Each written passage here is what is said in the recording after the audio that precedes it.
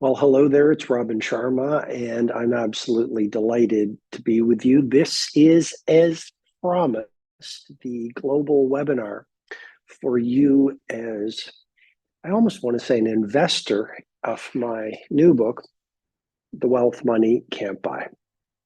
And you pre-ordered it, and I'm very grateful to you. So first of all, I want to start this off by saying thank you for believing in the work. I believe this is my most valuable book to date.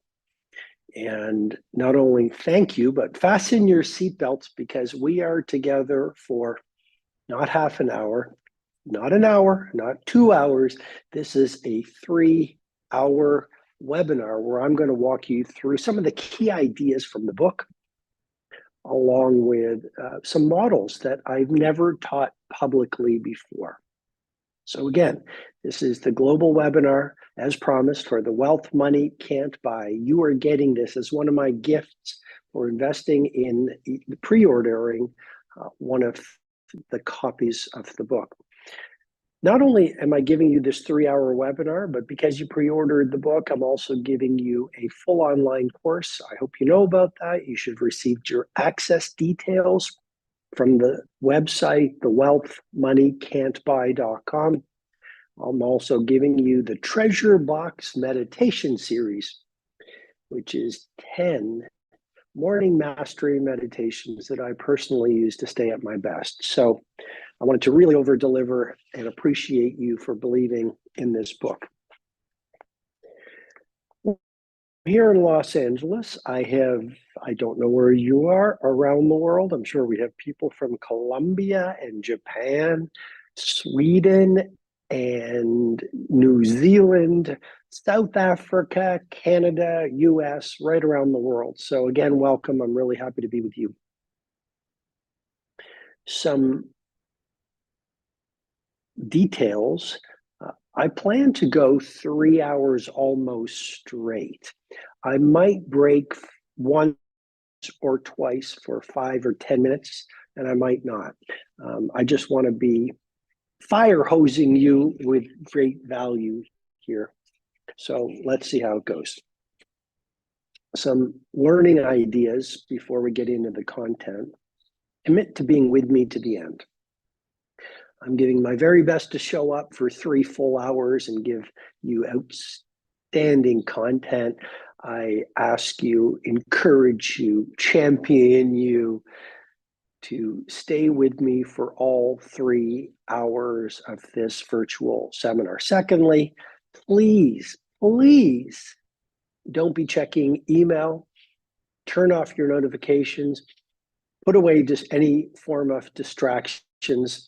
What sometimes people do is they're on a webinar, but they're checking their email and they're scrolling their social media feed. That's very dangerous. It's dangerous to your genius.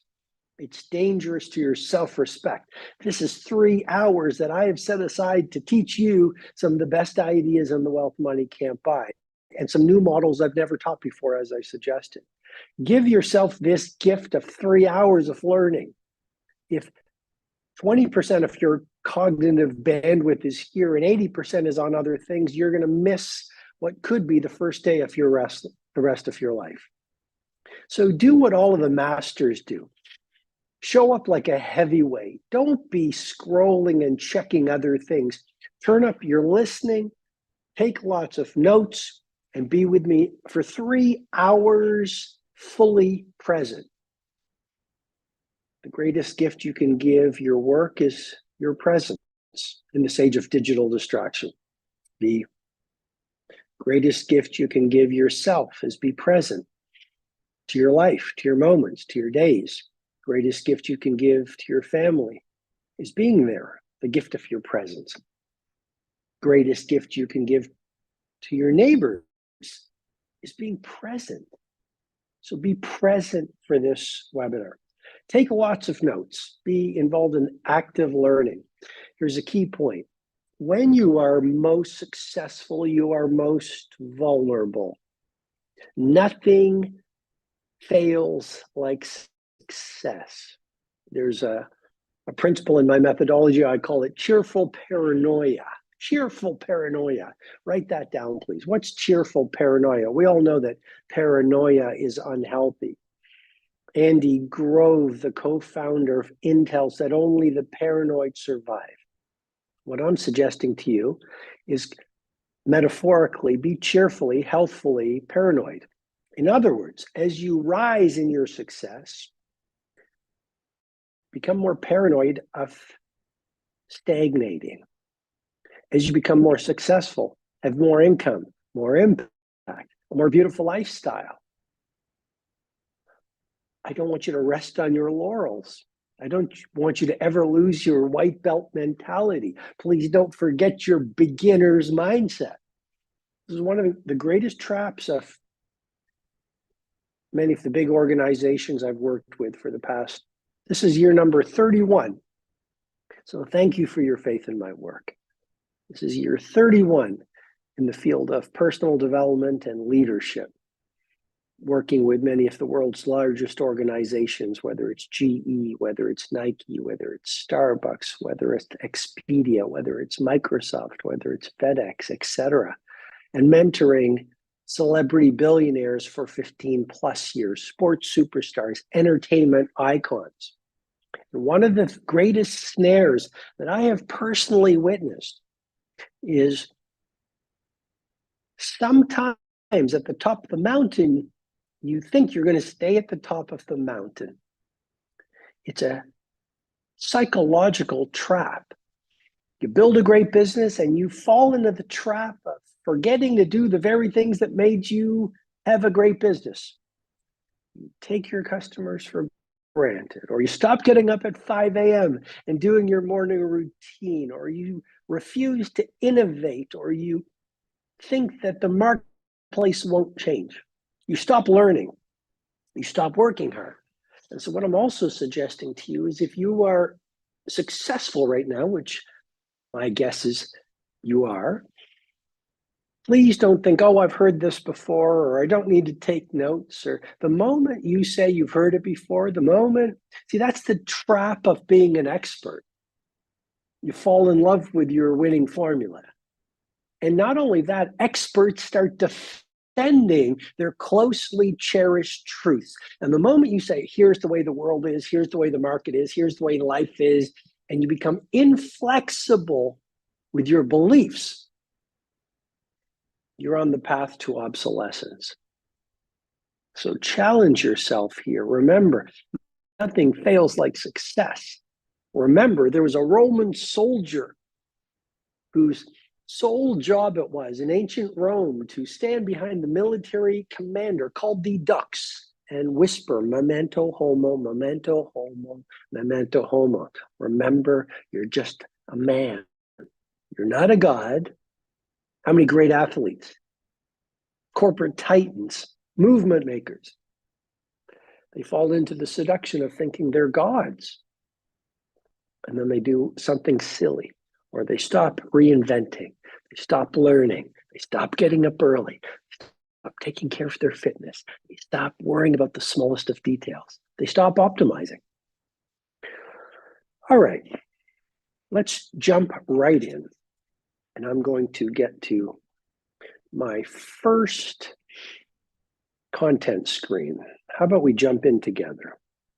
First principles for real rich. Well, I want to offer you and start off with a model, which is the 3-step success formula, the 3-step success formula. I hope you can see that clearly.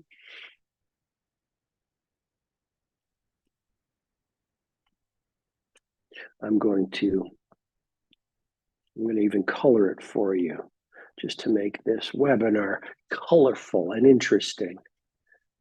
So this is the 3-step success formula. What is the 3-step success formula? It's with better A. The A stands for awareness. This is the value of education. This is why I often say education is inoculation against disruption. This is why I deeply believe that the leader who learns the most wins. That's why I often say victims love entertainment, leaders love education. Because when you read, when you are on a webinar, when you invest in an online course, when you go to a class, when you have a mentor, what you're doing in so many ways, my dear friend, is you are building greater levels of awareness. With greater awareness, let's say with greater daily awareness, small little steps each day, those 1% wins I've been talking about for 15 or 20 years.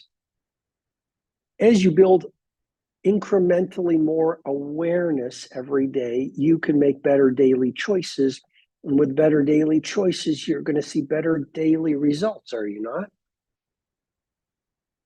Again, the 3-step success formula with better daily awareness from reading, from learning, all the models I'm going to be walking you through, the principles, the tactics. You will now have a new level, hopefully 5 levels up, new levels of awareness. That will allow you to make better daily choices. We know that the 1,000-mile journey begins with a single step, said Lao Tzu, the Chinese philosopher. So it's the little improvements, the little new choices you make every day that are so important. Write this down, please. What you do daily is so much more important than what you do annually. Your days are your life in miniature. As you live each day, so you create a life. So the awareness I'm giving you in this webinar will allow you to make these little optimizations, these new choices each day. New choices each day will allow you to have new results. This is the 3-step success formula. And so Robert Louis Stevenson, the Scottish novelist, said, measure your success not by the harvest you reap, but by the seeds you plant. And you are in the process each day of planting new seeds. Unfortunately, I think many people in the world today, they're stuck. They live the same day, however many thousands of times. I think the average lifespan is 84,000 days, roughly.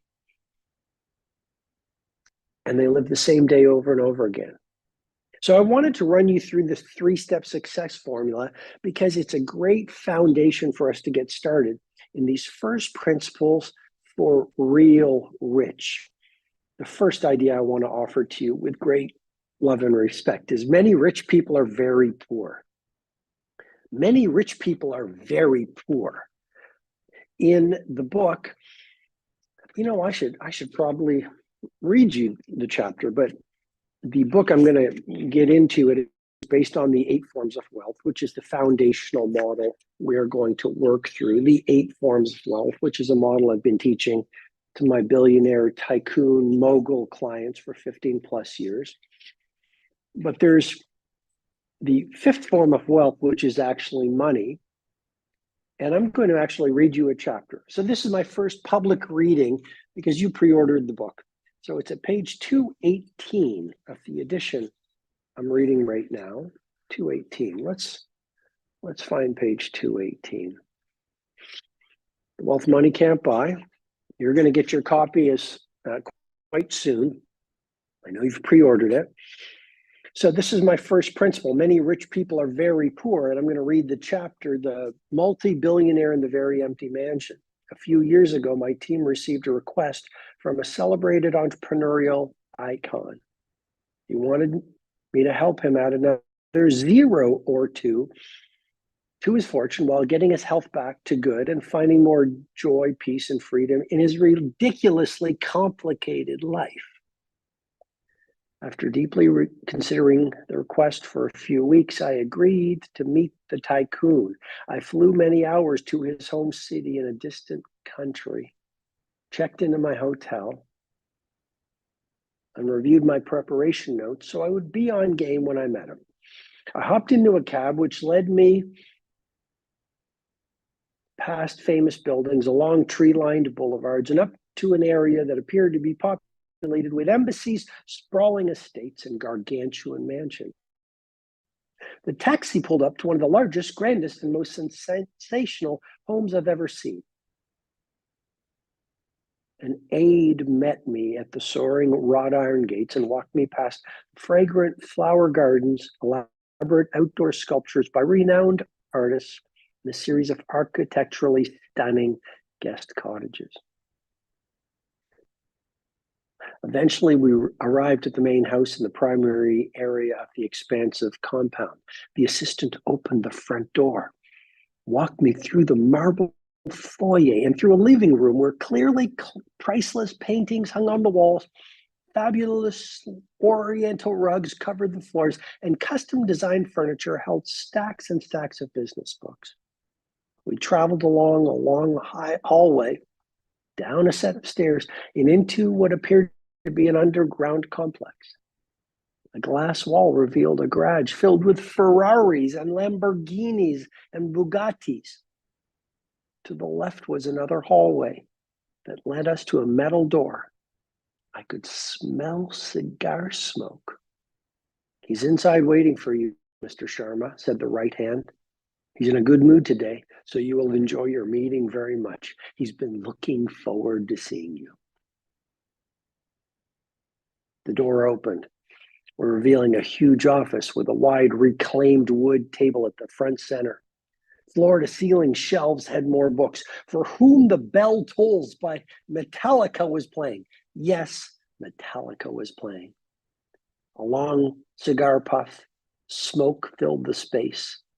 The client was in his early 40s and sported a black hoodie, black sweatpants, and a black baseball cap over wavy brown hair. I'm not going to give away the rest of the chapter. I'm simply going to say we talked for a number of hours. And then after a while, I asked him, you've got jets, you've got yachts, you've got art, you've got all these beautiful things. Tell me about your family and the people you share it with. Long pause. He said, "I'm all alone." First point, many rich people are very poor. Our society has created this cultural hypnosis, my friend. Psychological seduction. Wealth equals money. Wealth equals portfolio. Wealth equals material goods. So there's a lot of people, if not members of the majority, who are chasing a mountain that I predict will lead them to a place where in their future, they will feel full of heartbreak because they climbed the wrong mountain. Now, I want to be super clear. Money is one of the 8 forms of wealth. If we were to look at the model, I can bring it up right now. Money is the 5th form of wealth. I'm not sitting here saying to you, those of you who are joining, I'm sitting here in Los Angeles. It's a sunny day. Money is one of the 8 forms of wealth. And in a few moments, I'll share why, but most of us know why. We need money to put food on the family table. Money can allow you to do beautiful things for yourself and your family. There's nothing wrong with beautiful things. If you want a nice car, beautiful house, you might want a jet. Though I'm not going to sit here and say anything that you want around money and material goods is wrong.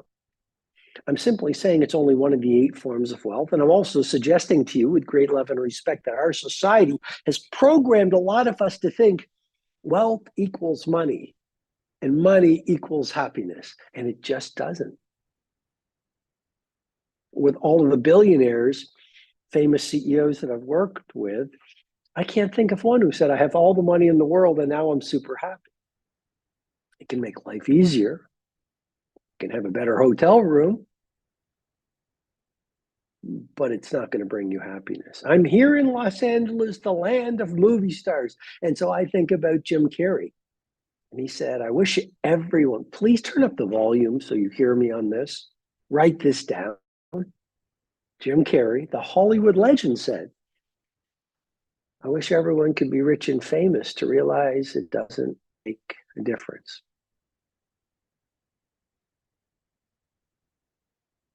I watched him on video yesterday. And he said, the first 50 years of my life, I guess it was all set up that I was supposed to accomplish amazing things in the world and have anything, to use his words, to have anything anyone would ever want, to realize it's not going to bring me happiness. What too many good souls are doing is they are hoping things on the outside will fill them up so they feel better on the inside.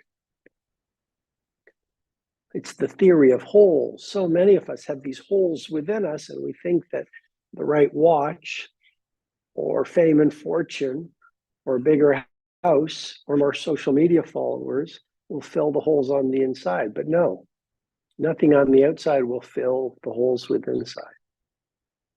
And so I go to one of the great wisdom proverbs, which is be in the world, but not of the world. Be in the world, but not of the world. Be in the world, but not of the world. In other words, be not attached to your things. Make them your servants, not your gods. Be not attached. Enjoy your car. Enjoy your house. Enjoy many cars. Enjoy whatever you want materially. Make a lot of money. Most of my clients love making money. They tell me that. But do not need those things for your JPF, your joy, peace, and freedom. Don't be attached to them. Be in the world, but not of the world. If you lose it all, be okay. Be like the great spiritual masters. They might lose everything, but it doesn't really make a difference because it's not who they are. There are some very tragic cases in depressions, financial depressions. Tycoons who've lost often it's their stock portfolio. It's gone down to nothing, and they've ended their lives. I'm not judging, I'm just thinking maybe it's because they have so defined who they are in the world by the things they have, by their net worth. And as you'll see as we go through this 8 forms of wealth model, money is one form of wealth. Again, I'm not going to sit here and say money is not a form of wealth, but there are 7 other forms of wealth that I believe are absolutely necessary for you to live your richest life. And without these other forms of wealth, I don't think you're going to be happy. You sure won't be healthy. And I don't think you're going to be satisfied. But when, not if, I trust in your ability to execute. I know you know, ideation without execution amounts to delusion. But when you read the book, you've pre-ordered it. That's why you're getting this 3-hour virtual summit. We are a room of heavyweights here. This isn't a 20-minute summit. This is 3 hours together because you pre-ordered the book. And when you get the book, I believe you're going to get it over the next few weeks. Publication date is April the 9th. So I think that's when they start shipping. Here's what the book looks like, just so you know. It's 415 pages approximately, so you're going to get some amazing value. But I think all 8 forms of wealth are absolutely mission critical. So what have we done so far? We've talked about one of the principles of Real Rich. I've walked you through the 3-step success formula. I've shared the story from the book, The Multi-Billionaire in the Very Empty Mansion. I've suggested to you that many rich people are actually very poor. Let us not confuse cash rich with life poor. In the introduction to the book, I talk about one of the richest people I've ever met. And he wasn't a multi-billionaire, he was a ski instructor.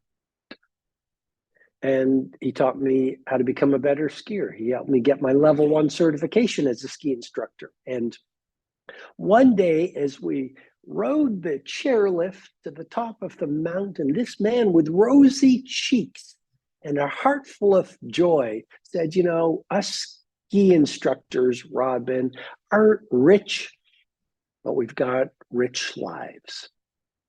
And I thought that was a powerful point. What I would also say is the cultural program of rich is wrong. You know, that might be too strong a word. It might be too strong a word, like wrong. I would simply say, I don't believe this cultural program that money equals success. I don't think it's serving us well.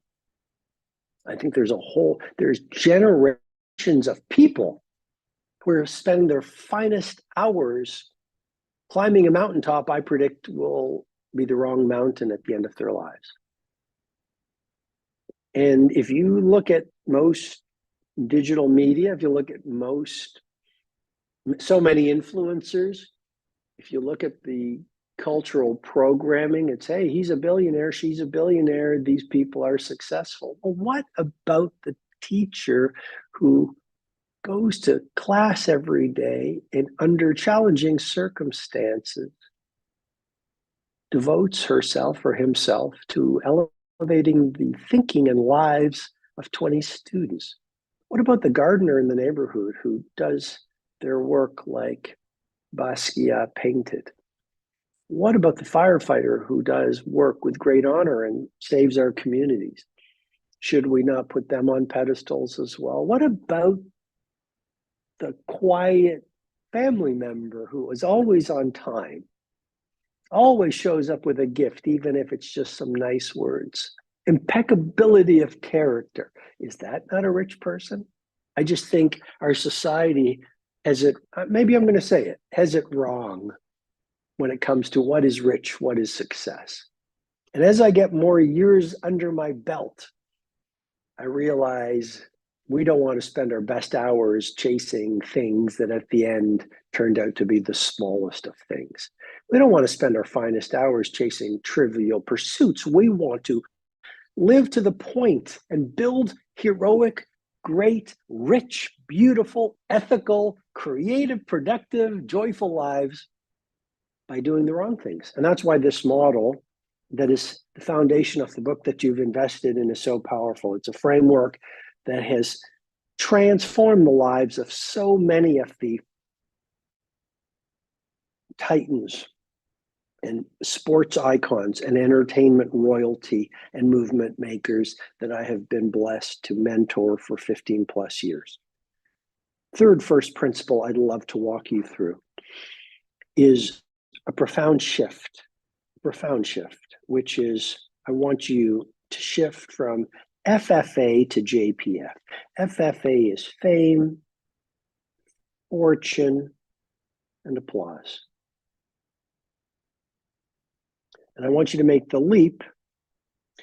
This is, I'd say the 95%, most of them are in there. They're very much focused on fame, fortune, and applause. It's how can I get well known? How can I make a lot of cash? And how can I be celebrated? Well, here's a key brain tattoo I would like you to write down. Please write this down now. I do not want this to be a waste of your time. I want this learning to be sticky. I actually want this 3-hour virtual summit to be some of the best, if not the best learning you've ever had. And by the way, I'm not just going to be talking these 3 hours or 2.5 hours that we have left. We're going to be doing some meditations. We have time. We're going to be doing some exercise where you roll up your sleeves and interact and engage with the material. But please write this down, which is to have the results only 5% of the population has, you must be willing to think and do what 95% of the population is unwilling to do. And what I want you to do, which is rare air, is to shift from fame, fortune, and applause to a greater focus on JPF. What is JPF? JPF is joy, peace, and freedom. Joy, peace, and freedom.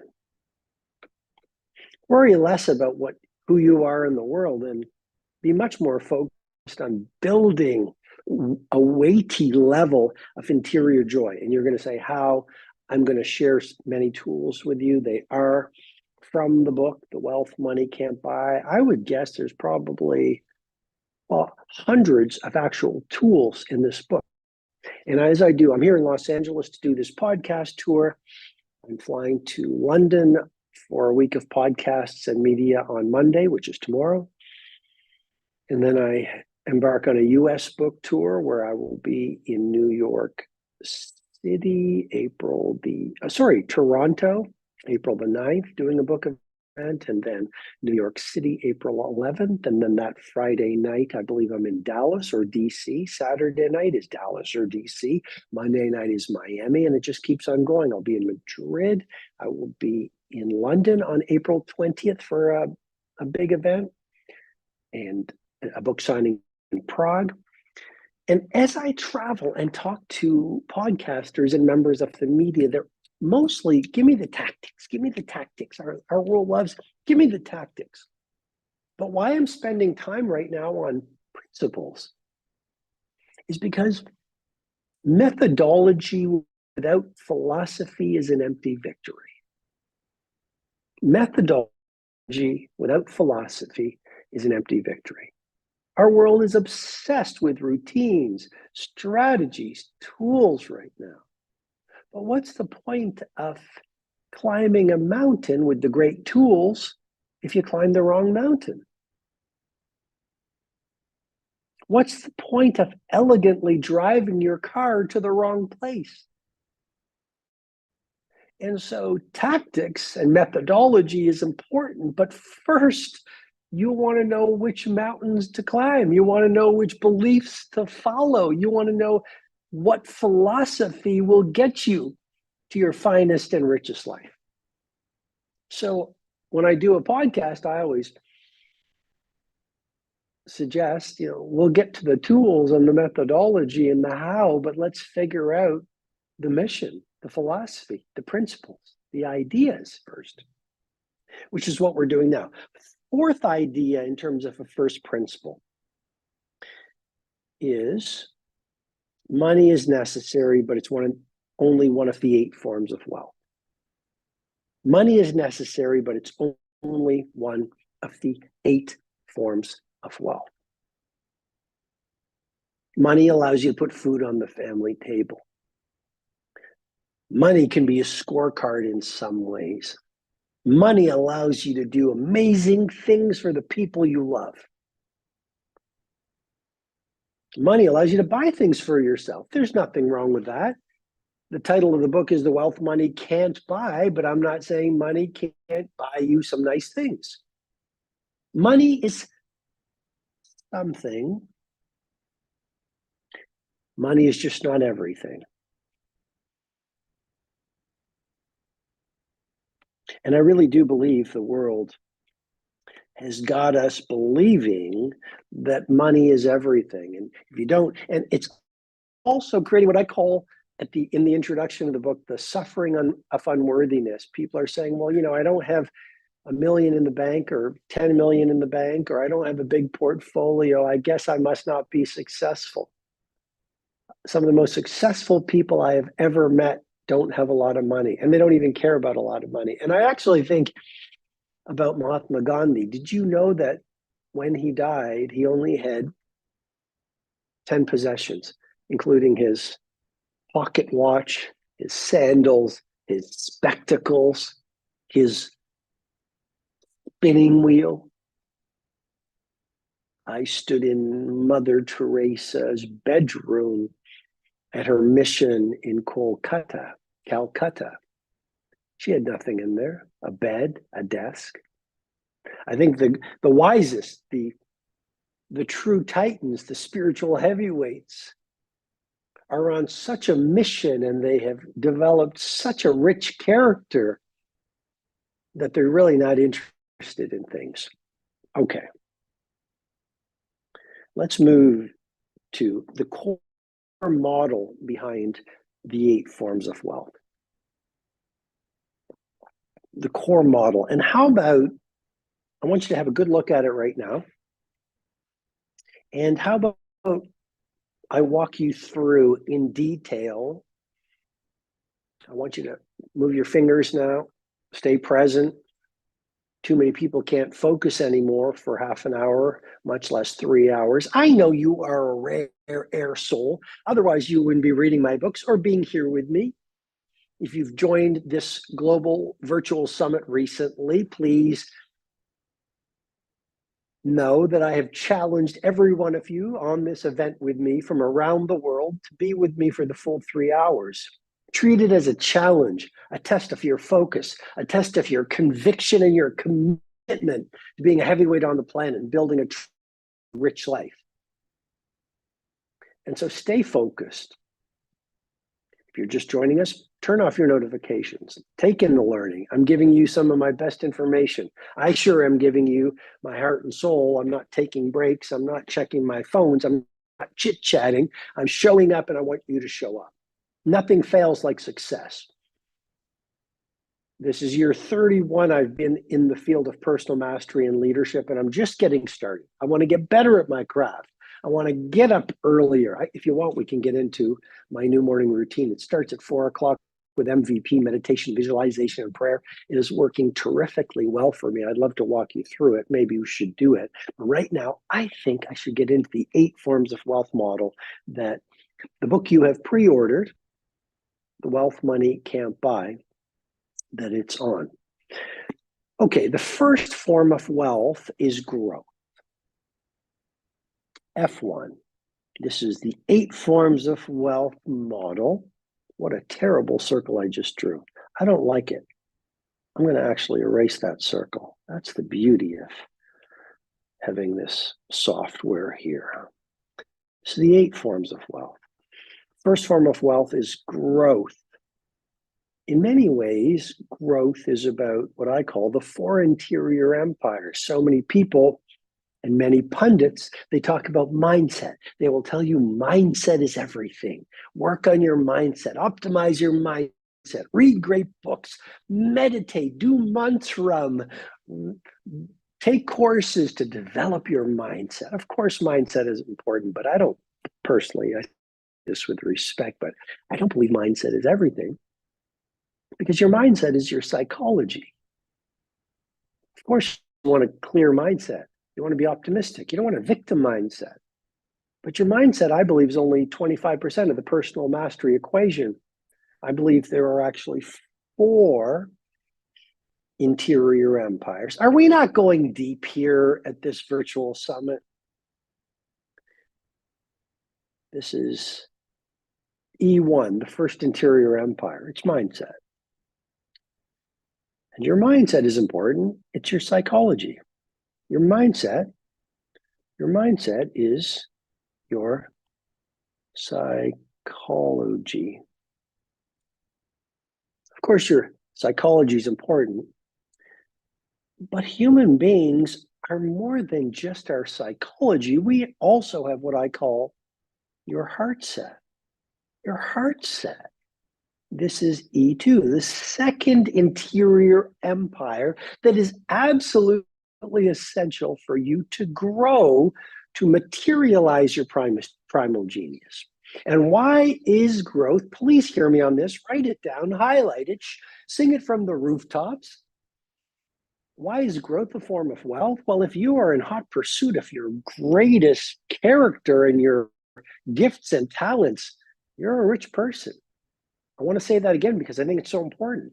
If you are becoming all you are meant to be, you are experiencing a form of wealth money can't buy. And rather than being busy, but building yourself into your strongest self starting today and for the rest of your life is the greatest way to spend the rest of your life. I think that's one of the reasons we're here on the planet, to get to know our primal genius, build intimacy and fluency with our gifts and our talents. I'd also say that your relationship with yourself is the primary relationship that determines your relationship with everything else. Your relationship with your money, your relationship with your family, your relationship with neighbors, your relationship with the world, your relationship with your craft. It's all reflective of your relationship with yourself. If you don't like yourself very much, you're not going to push magic into the marketplace. If you are full of shame and disappointment and anger and unprocessed fear, you're not going to go out there and build monuments that celebrate the best of humanity. So growth really is about the relationship with your best self, your heroic self, not your egoic self. I believe we have a heroic self and we have an egoic self. The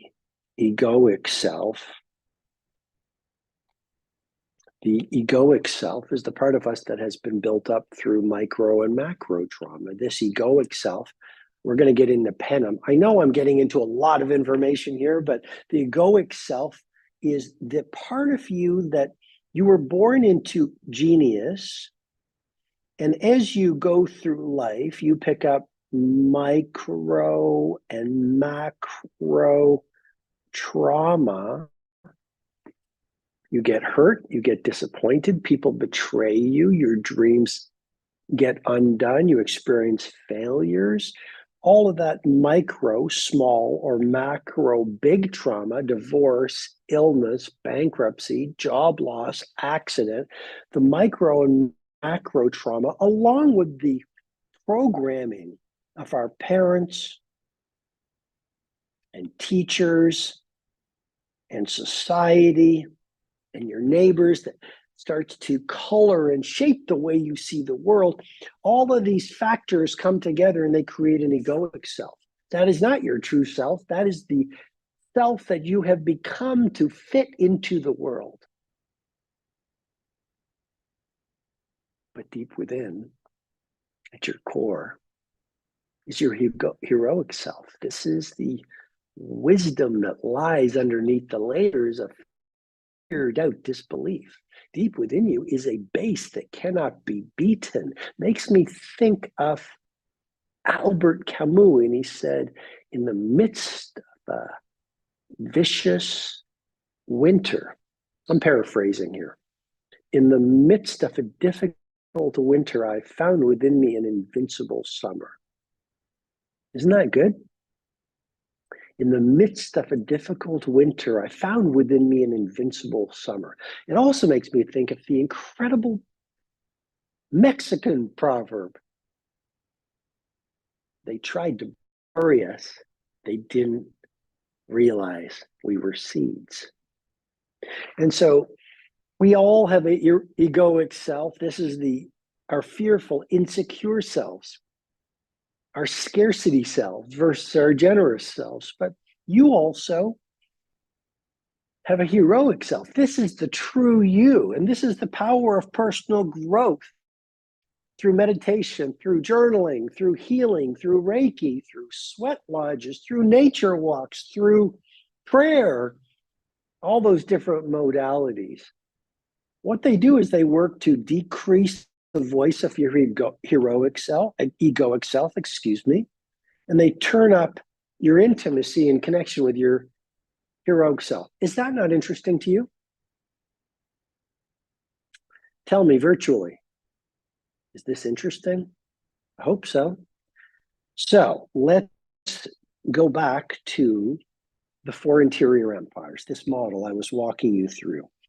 The 4 interior empires model. I talk a lot about that in the Everyday Hero Manifesto, my book before this latest one. And I also get into the 4 interior empires in the book that's created a global movement, which is the 5 a.m. Club. I'm sure you've read it.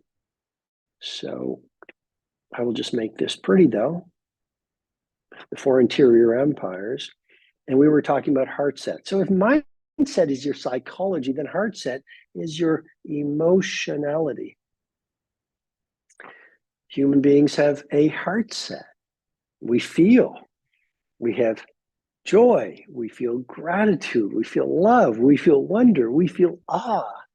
Human beings also feel shame, disappointment, sadness, irritation, fear, sorrow. Well, I think that's the same as sadness. So I think a great life involves not only calibrating your mindset, but also working on your heart set, but it also involves the 3rd interior empire, number 3, So that's E3, and that is your health set. Your health set. What's your health set? That's your physicality. I better write that down to give you a top grade model here. Your physicality.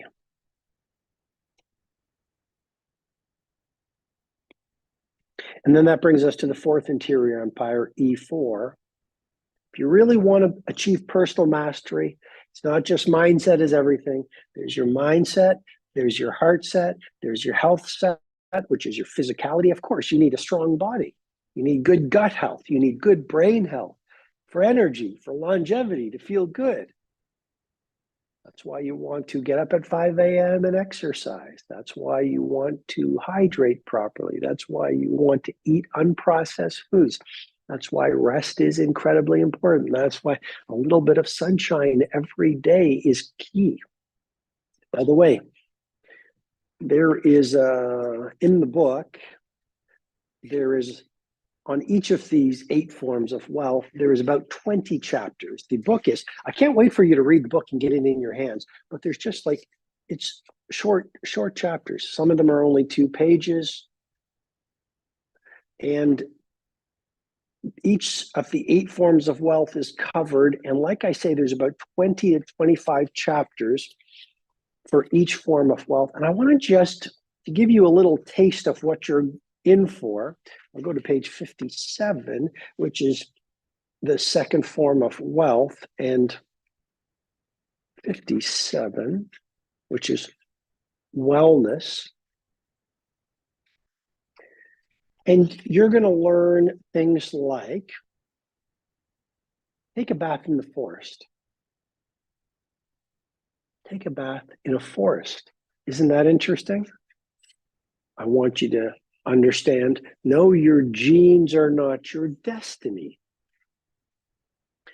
There's a chapter, see food as medicine. I can't wait for you to read this. Then there's another chapter, microdose meditation. So health set is very important. And then the fourth form of wealth is soul set. Soul set. That's my mind for your spirituality. Mindset is your psychology. Heart set is your emotionality. Health set is your physicality. Soul set is your spirituality. And I am not talking about religion here. To me, soul set and spirituality is simply building intimacy with your heroic self. This is the brave part of you. Soul set is building a relationship with the best part of you, the loving part of you, the resilient part of you, the part of you that is wise and strong and wants to push what I call in the book your Project X, which is your Taj Mahal, your Sistine Chapel ceiling, your Eiffel Tower, your Moonlight Sonata out into the world.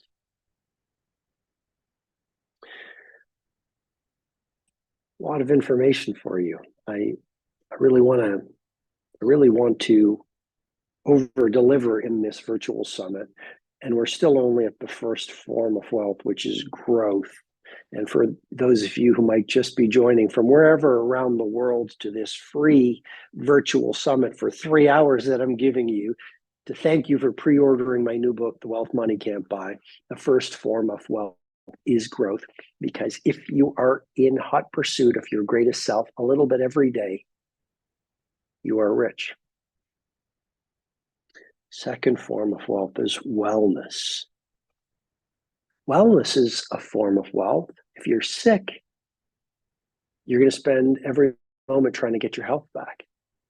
Makes me think of the Persian proverb, I cursed the fact I had no shoes until I saw the man who had no feet. Health is something we take for granted until we lose it.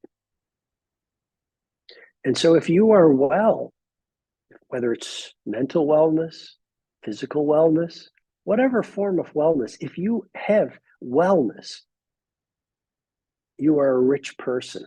And I want you to see that and appreciate it and be grateful for it. In your morning meditations, be grateful for your good health, because it is more priceless than all the gold in the world. And I'm going to share some ideas that will help you build your wellness, which is powerful. The morning workout is so important. This morning here in LA, I got up at 4 in the morning. I did MVP. MVP in society is most valuable player. In my methodology, MVP stands for, it'll make you a most valuable player on the planet. MVP to me is meditation, visualization, and prayer. And so my latest morning routine, I've been doing it for roughly a year, is I get up at 4 o'clock. The 5 a.m.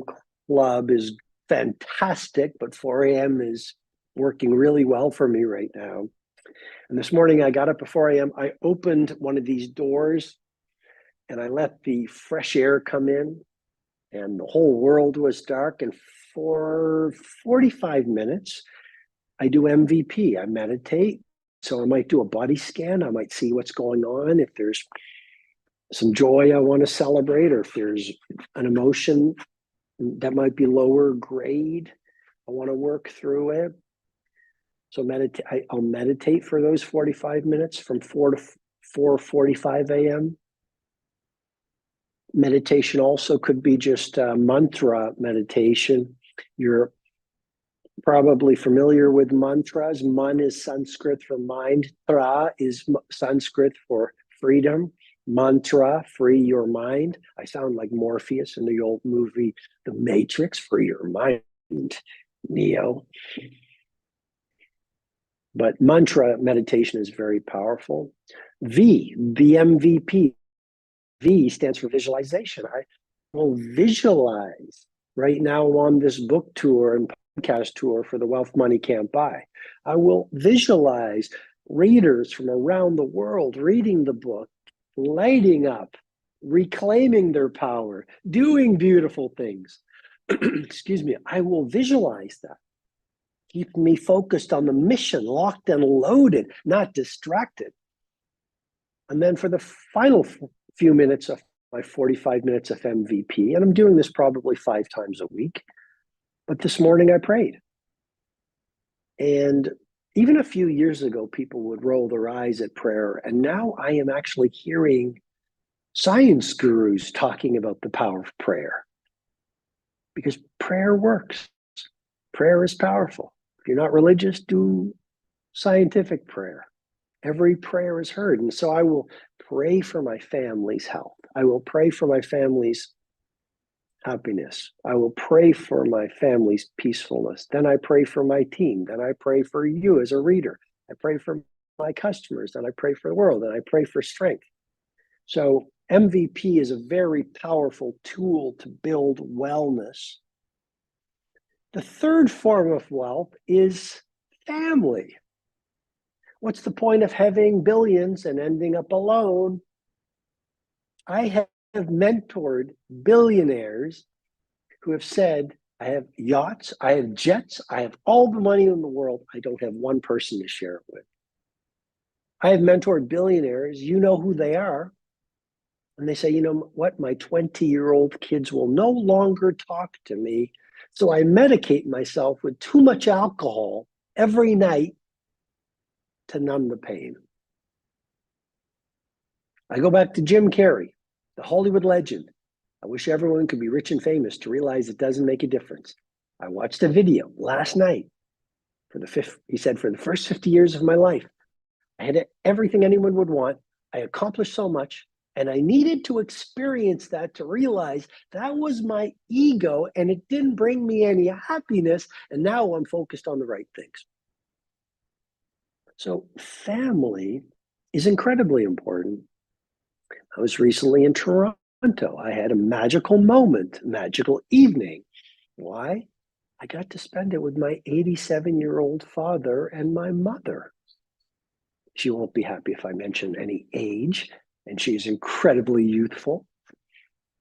But family is so important. As I get more years on my belt, I realized family is so important. My partner, Elle, or Nona, I remember at her 90th birthday, she's 96 this May. But at her 90th birthday, we had this incredible celebration in Nova Scotia, the province that we're both from. And I had a quiet moment with Nona. And I said, Nona, you're now 90 years old. Congratulations. You've experienced a lot of life. What is most important? When you want to know from someone who's 90 years old what they think is most important in life? And she said, Robin, family.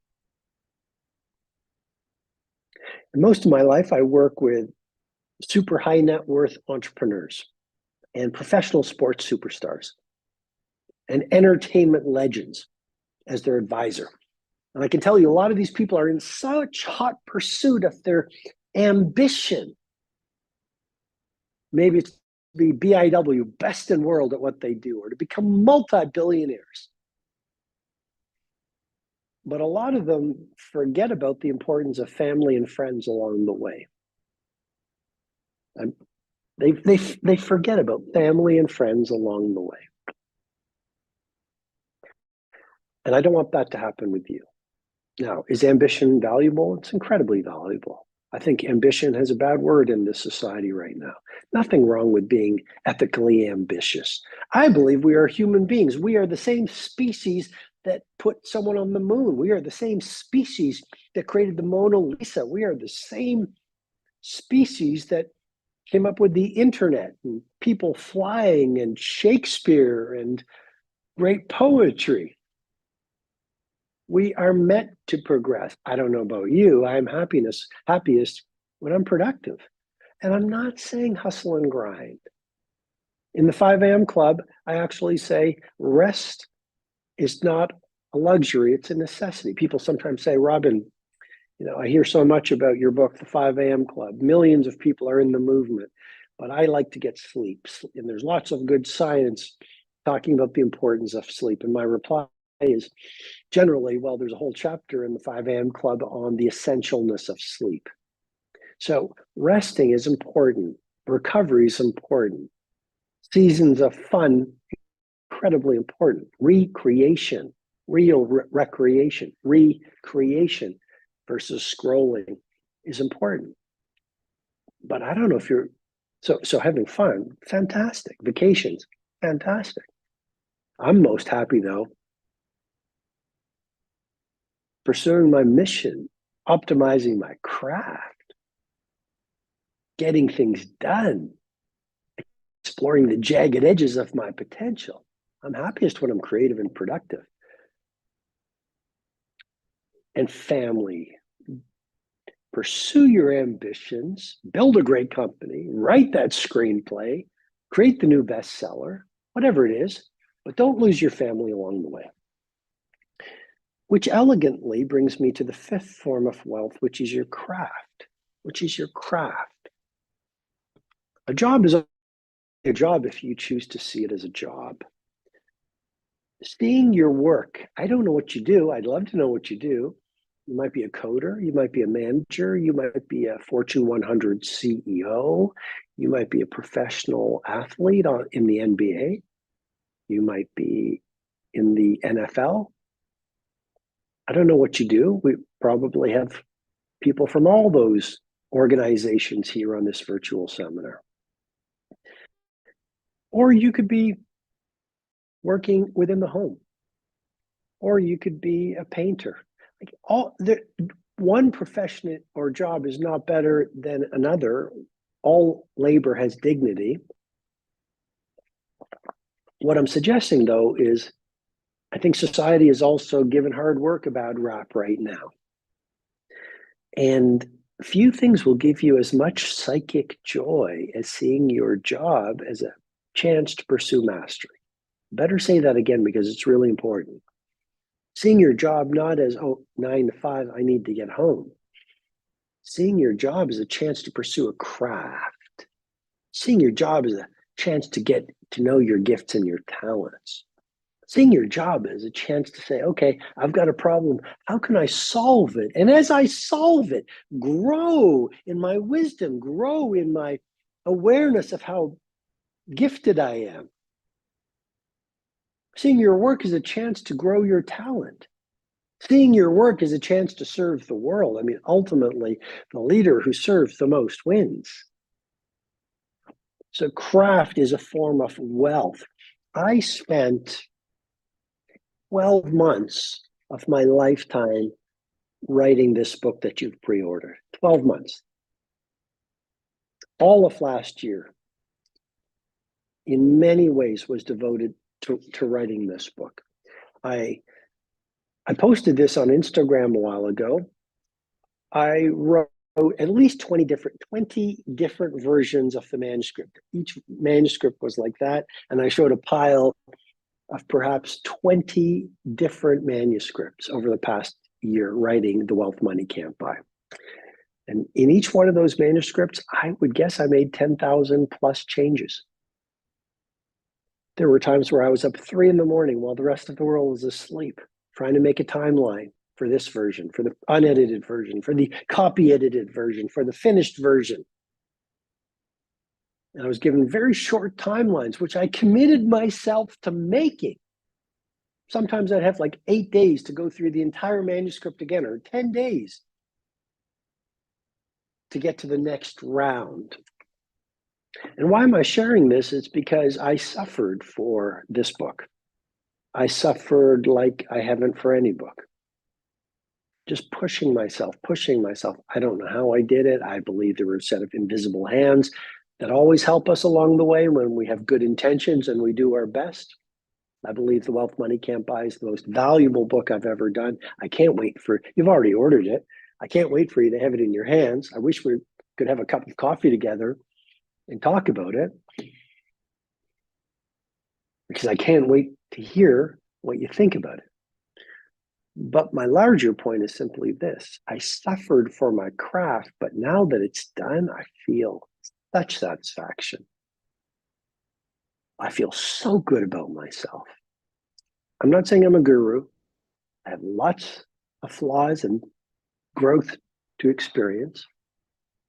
But seeing your craft as a form of wealth, even if you're, I shouldn't say even, excuse me, because that sort of minimizes it.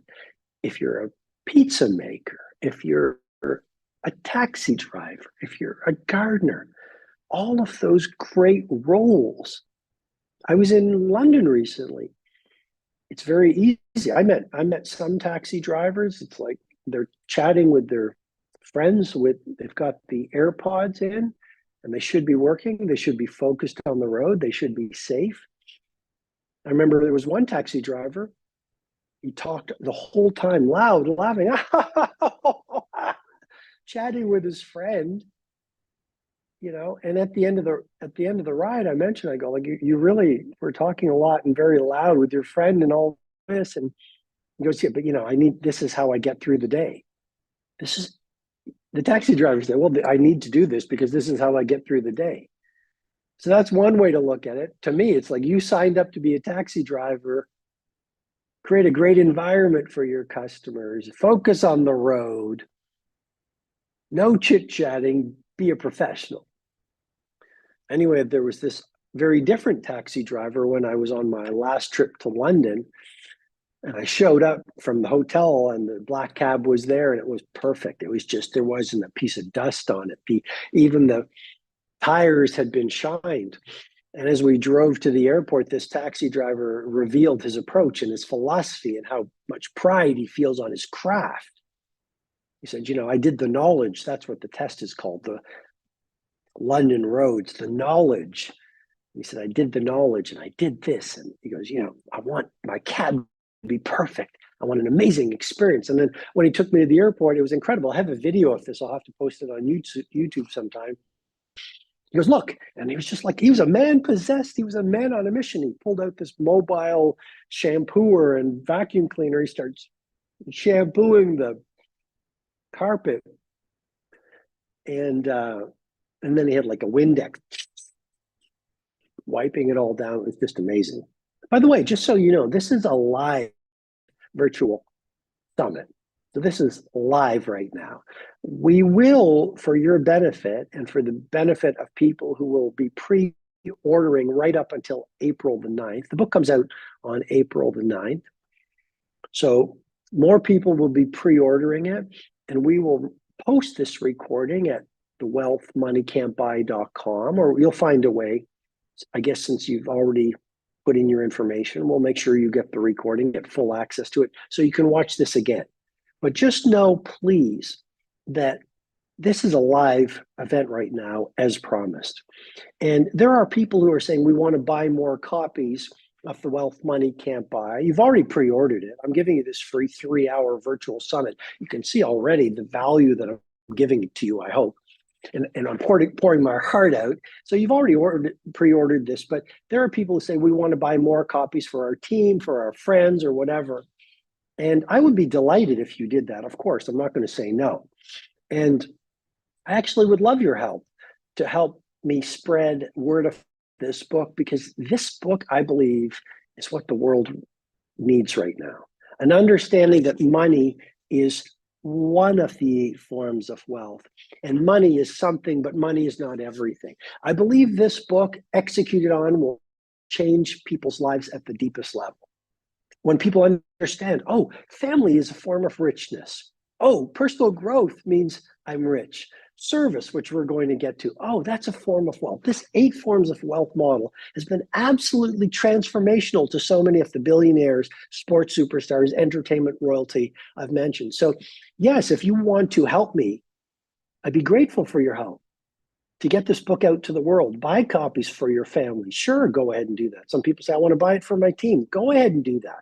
Buy it for your neighbors. Buy it for your mentor. And as a matter of fact, what I'm going to do, I've given a lot of thought about this, but for people who buy 2 more copies, you've already bought 1, invest in 2 more copies, and I'm going to give you 1 year of mentoring, 52 weeks of me mentoring you in an online course. It's one of our best-selling courses, and it's called the Everyday Hero Manifesto Method.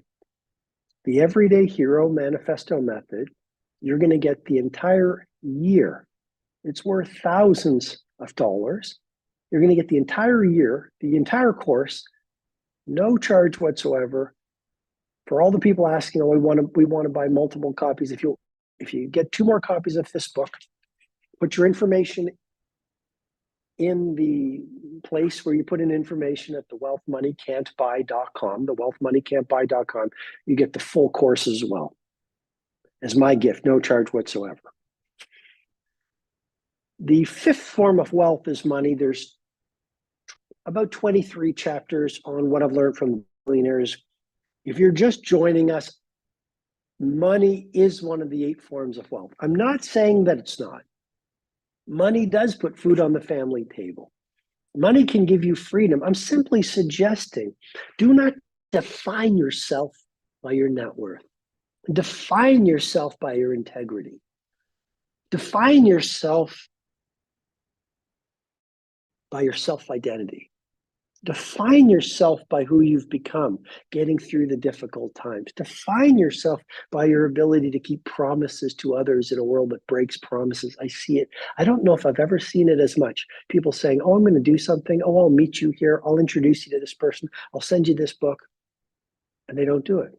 And I think mostly it's because people are overwhelmed right now with the digital addiction and all that's on their plate.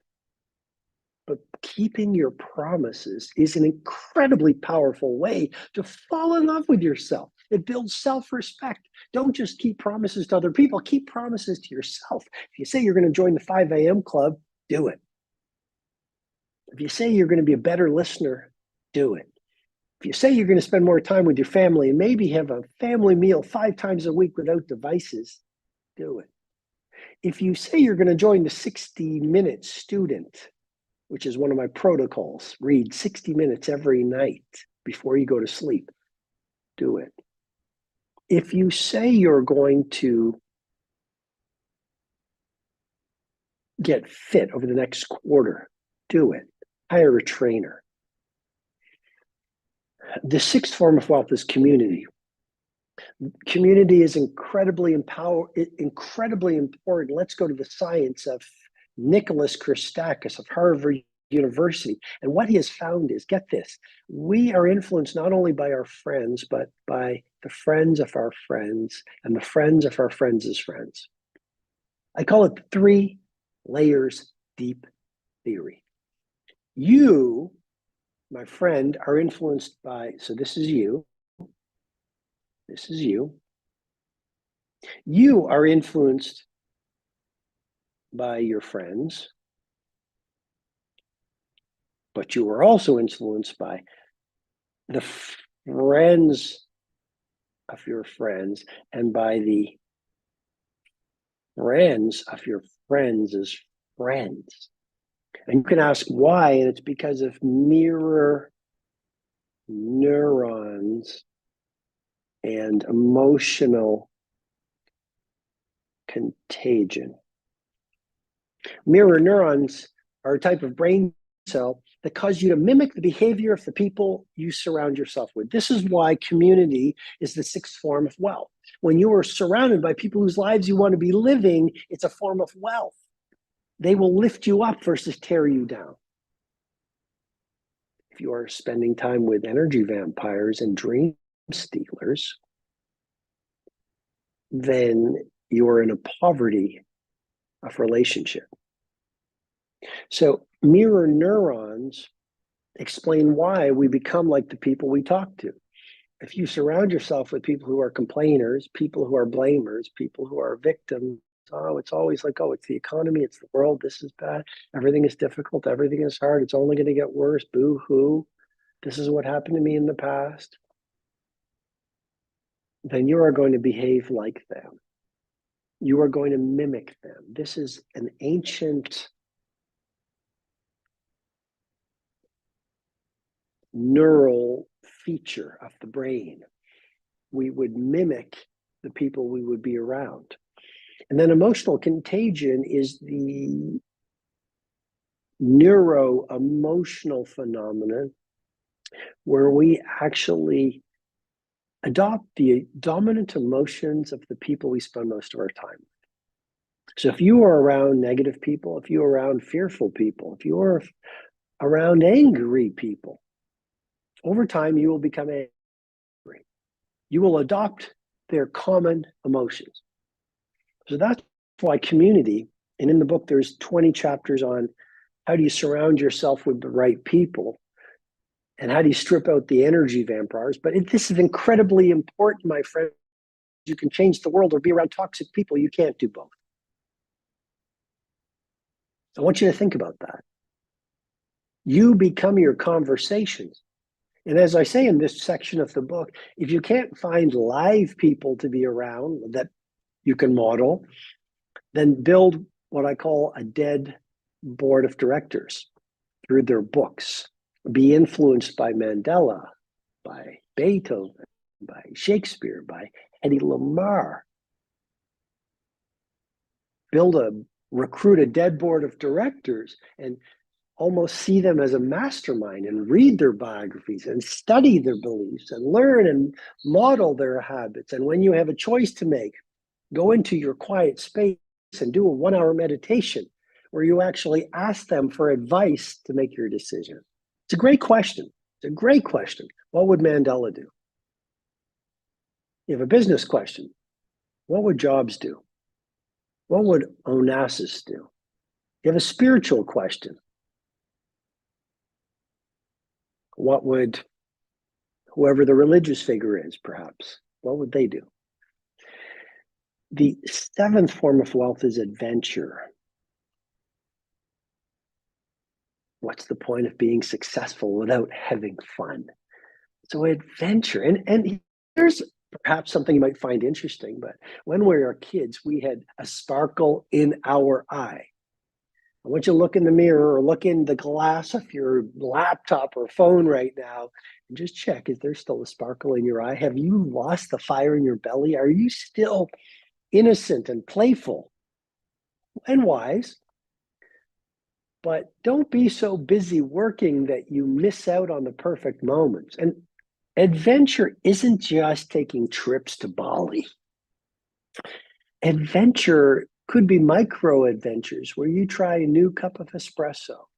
An adventure could be you try a new type of food. An adventure could be a spiritual adventure where you, in your meditation or prayer or journaling, go to a place you've never visited before and have an inner voyage versus an outer exploration. And then the eighth form of wealth. And people are asking me on this podcast tour, are these eight forms of wealth equal in weighting? And I would say yes, but maybe no. And I know that's not a perfect answer, but life's not perfect. And I'd say service is one of the most important of the eight forms of wealth. Service. Service is finding a cause that's larger than yourself and giving your life over to it. That's what service is. I want you to think right now about service as a form of wealth. Service. Mahatma Gandhi said it more elegantly than I ever could. He said, to lose yourself in service of others is to find yourself. To lose yourself in service of others is to find yourself. It's a great point. I think the person who helps the most people wins. So ask yourself, if you're an entrepreneur, how can I distribute magic into the marketplace? If you're a manager, how can I develop the gifts and talents of the people I work with? If you're a business builder, how can I create products and services that makes the world a better place? Steve Jobs, for example, I mentioned him. He wasn't an entrepreneur. He was more an artist. He wanted to push beauty into the marketplace. The paradox is when you push magic into the marketplace, you develop what I call a GCA, a gargantuan competitive advantage, where you pretty much have no customers. In business, the company that delivers the most magic to the marketplace gets the most income and impact. And the human being who helps the most people, who's the kindest, who's the most of service, is the happiest and the richest. We are, believe it or not, almost an hour and a half into our time together. So what I want to do right now is let's take a 10-minute break. Do not give up. Do not quit this webinar. We still have even more valuable material to go through. I'm going to get to my best models soon. I'm going to take you through a meditation if we have time. I'm going to give you some exercises I've prepared for days for you. So let's take a 10-minute break, stand up, go get a glass of water, and then come back. If you quit now, you'll practice being a quitter on the other projects of your life. So I want to see you back. I'm going to challenge you with great respect. I'll see you in 10 minutes. Take a quick break, and then we'll come back and we'll turn up the volume even more and we'll go even faster. I can't believe it. When we come back, we're only going to have 90 minutes left.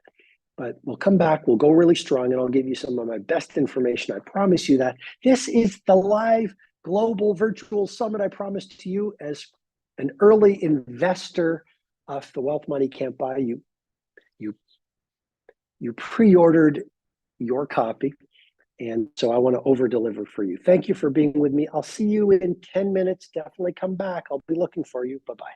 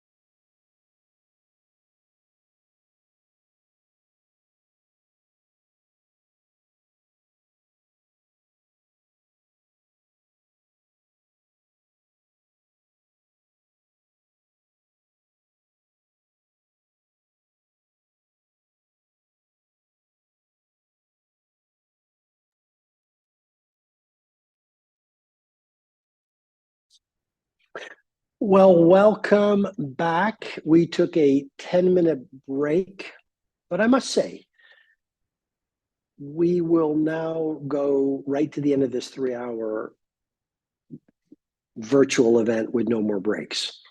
So I wanted to go strong for you. Out of 3 hours, I'm taking just that 10-minute break. We are going to have a very strong finish. My team said I might not have expressed what I mentioned earlier clearly, so I'll say it hopefully more clearly. People have been asking, they want to buy more copies of The Wealth Money Can't Buy for their family and for their friends.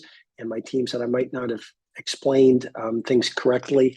When you get 2 more copies to reward you for helping me spread the message of this book that I believe is my most valuable book and will be so helpful to many people. When you get 2 more copies, you get 52 weeks of mentoring with me in my program, the Everyday Hero Manifesto Method. In order to do that, go to thewealthmoneycan'tbuy.com, thewealthmoneycan'tbuy.com, and put in your details after. I don't know if I'm going to express it clearly, but put in your details that you get from buying the book on wherever you buy it from. So the same way that you got access to this webinar, go to thewealthmoneycan'tbuy.com, put in the information that shows you bought 1 copy, and then do it again for the second copy. And you'll get 52 weeks of mentoring with me in the Everyday Hero Manifesto Method program. It's a program worth thousands because you bought 2 more books for someone that you love. Let's keep going. I hope I expressed that clearly. So we covered a lot in the first 90 minutes. We went through the 4 interior empires. I shared the difference between your egoic self and your heroic self. I shared about MVP, meditation, visualization, and prayer. How powerful is that? And we're going to keep going here. The first form of wealth. Let us go very deep on the first form of wealth. The first form of wealth, as I've shared with you from the model, is growth. Growth is a form of being rich. If you are developing yourself every day, you are a rich human being. Few things are as valuable than building intimacy with your mastery, growing in your wisdom, growing in your knowledge, growing in your self-discipline, growing in your bravery, growing in your ability to help others, growing in self-love.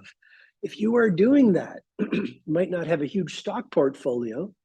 You might not have jets, might not have yachts, might not have a big house, but you have one of the forms of wealth money cannot buy. One of the chapters in the book is called Memorize the PENUM Principle. And PENUM is my acronym. There's 5 forces. PENUM is 5 letters. It's an acronym that explains the 5 forces of how you became you. I want you to think about that.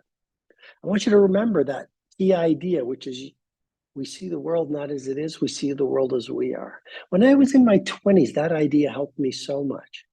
We see the world not as it is, we see the world as we are. The world is full of wonder right now. It's full of opportunity. It's full of so much goodness. The world is this incredible adventure. Even difficulties and outright tragedies can make you into a better human being.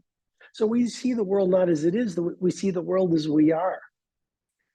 Joseph Campbell has this idea. He calls it the stained glass window, the stained glass window. And what he says is, this is you. We see the world through a stained glass window.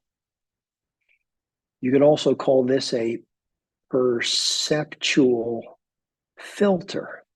It's a pretty powerful idea, I believe. I suggest to you that we see the world through a set of lenses. If you are in fear, you are seeing the world through a set of fear goggles. That's what victims do. Victims are all about CBE, complaints, blame, and excuse. Leaders are all about APR, absolute personal responsibility. So as you clean up this stained glass window through healing, through meditation, through reading, through having a mastermind. I offer all the tools in the book. You've pre-ordered it. You're going to get it in a few weeks. You're going to love the tools. The larger point right now is I want you to understand how you became you, how you developed this perceptual filter. And that brings us to the PENM acronym. You're saying, Robin, what are you talking about? Well, the P is your parents. Your parents taught you how the world works. If your parents were stuck in scarcity, if your parents, kind perhaps as they were, well-intentioned as they might have been, but as a little kid, big idea, powerful thought, you picked up the social cues from your parents. They were your parents. If they were always worried, you probably are always worried. If they said, be reasonable, don't dream too big, you probably are so reasonable you're missing out on all these opportunities. Makes me think of what George Bernard Shaw said. The reasonable man adapts himself to the world. The unreasonable one persists in adapting the world to himself. Therefore, all progress depends on the unreasonable man, obviously woman. Your parents, I had one client, super wealthy client that I mentored for a number of years. And he said, Robin, my father used to tell me when I was growing up, all rich people are liars, cheats, and thieves. How do you think that affected his stained glass window? Your parents tell you and telegraph to you how relationships work, how to show up in the world. Should you be selfish? Be scared? Should you be fearful? Should you be generous? Should you be pursuing mastery? I've been very blessed to have great parents.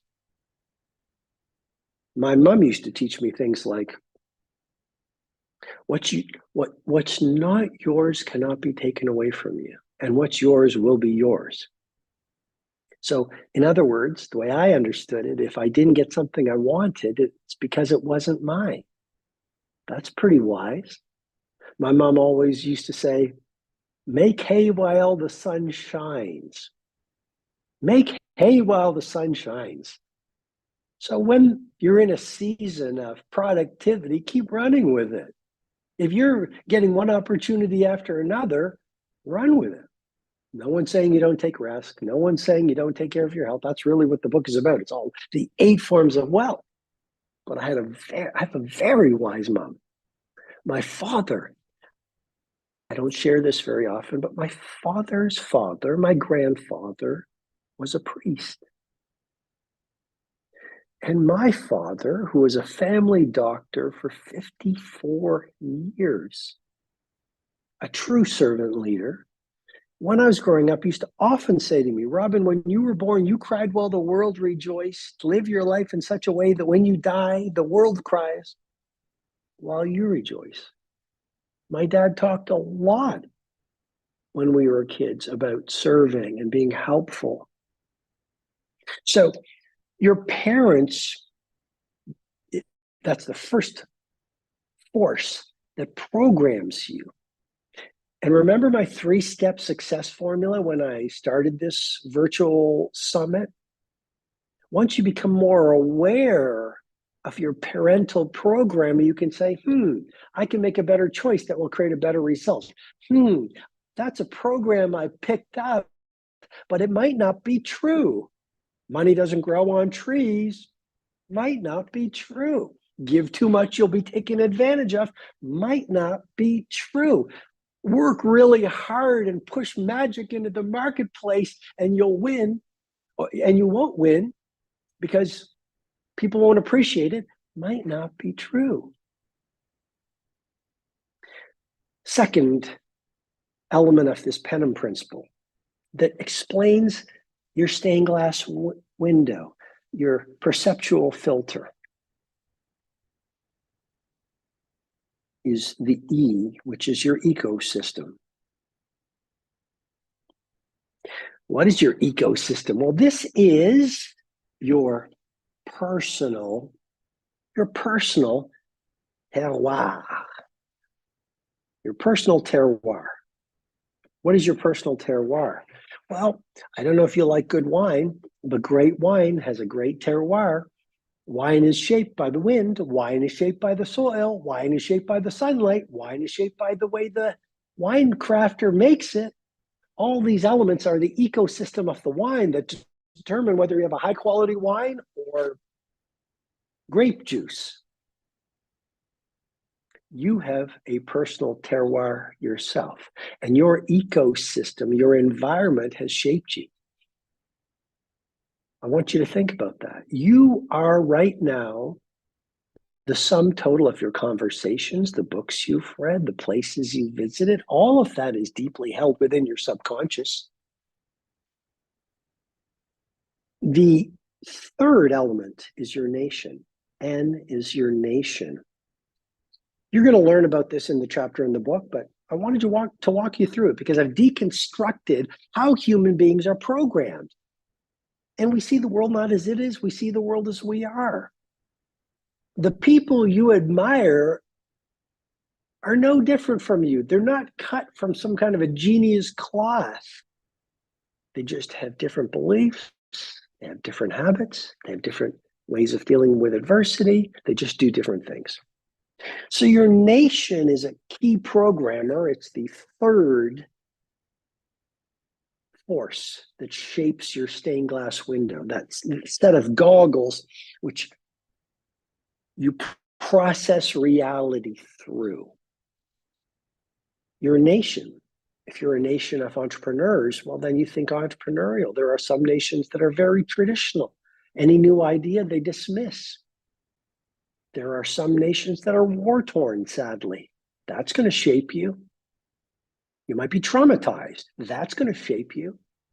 That'll make you see the world as a scary place. If you see the world as a scary place, you're not going to seize opportunity. You're not going to give love. You're not going to trust people. You're going to have all these wounds to deal with. A, Penem. The A in the acronym talks about your associations. All it takes is one conversation with one person who gives you an idea that could make you a billionaire, could allow you to find the love of your life, could allow you to transform your health, could allow you to have a spiritual breakthrough. Conversations are incredibly powerful.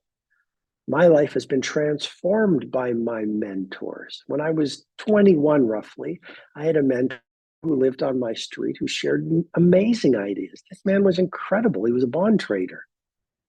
And everyone else was working at 3 p.m. I was coming back from university, and there he would be in the backyard reading, sunbathing. I said, who is this man? We became fast friends. He became a great mentor, and he shared things with me I've never forgotten, like, Robin, run your own race. We live in a world right now where so many of us are measuring our success by what other people are doing. We feel bad through the cult of comparison. Pro tip, Eleanor Roosevelt said, comparison is the thief of joy. Comparison is the thief of joy. So your associations are so powerful. I'm going to ask you right now, let's not break, but let's do an exercise. What I want you to do, this is a very valuable exercise that'll bring home the point of stripping out the energy vampires and the dream stealers from your life. You can change the world. You can be with toxic people. You can't do both. I want you probably have your learning journal right in front of you. I want you to do 2 columns. One is positive and one is negative. And I want you to come up with 3 people, 1, 2, 3. 3 people who fuel your joy. 3 people, when you are with them, you feel great. These are people I encourage you to keep close and deepen your relationships with. So go ahead and do that right now. 3 people that fuel your joy. 3 people, when you share an ethical ambition, they encourage you. 3 people you love being with and you learn from. Write them down, please.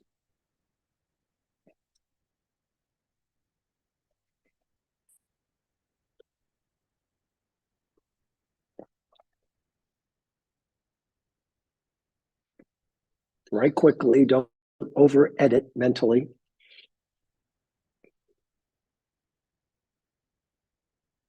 Now here's what I want you to do, please. I want you to, this is a little dangerous. It's going to be very helpful.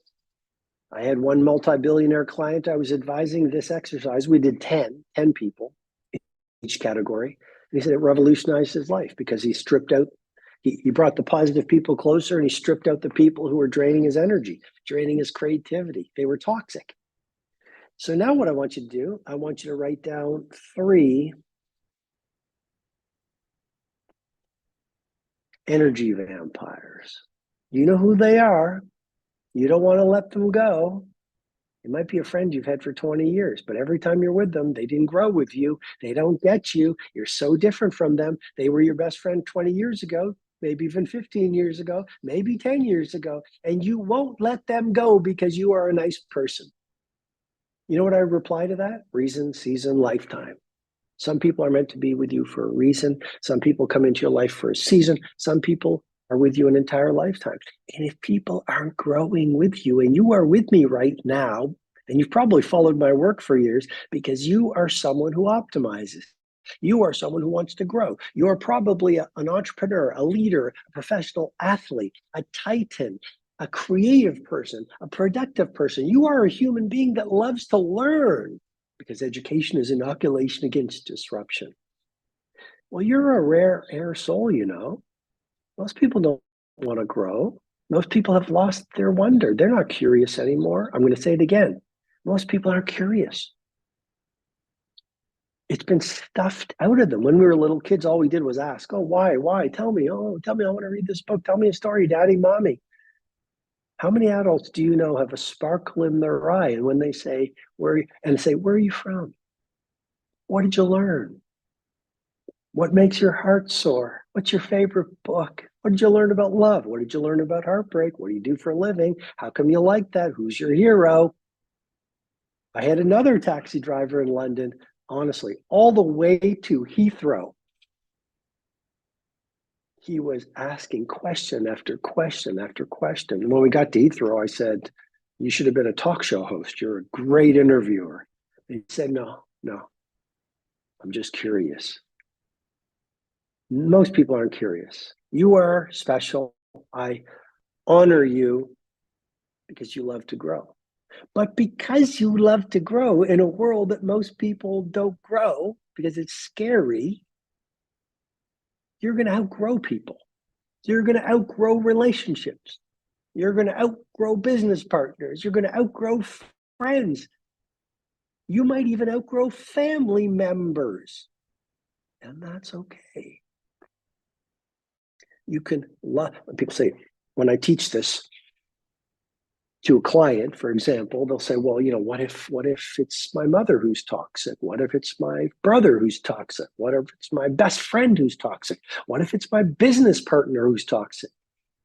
And then I will reply, well, you know what you need to do and do what's best for you. That's the thing about a life. You can do what's best for you, but you're not going to be on your A game. You're not going to be creative. You're not going to seize opportunity excellently. You're not going to be full of happiness and joy and good health.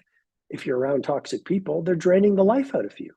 And they go, well, what if it's a family member? And I would say selective association, talk to them once a month, not every day. Or maybe get them out of your life and love them from afar. Everyone's on their own journey. Let them have their journey.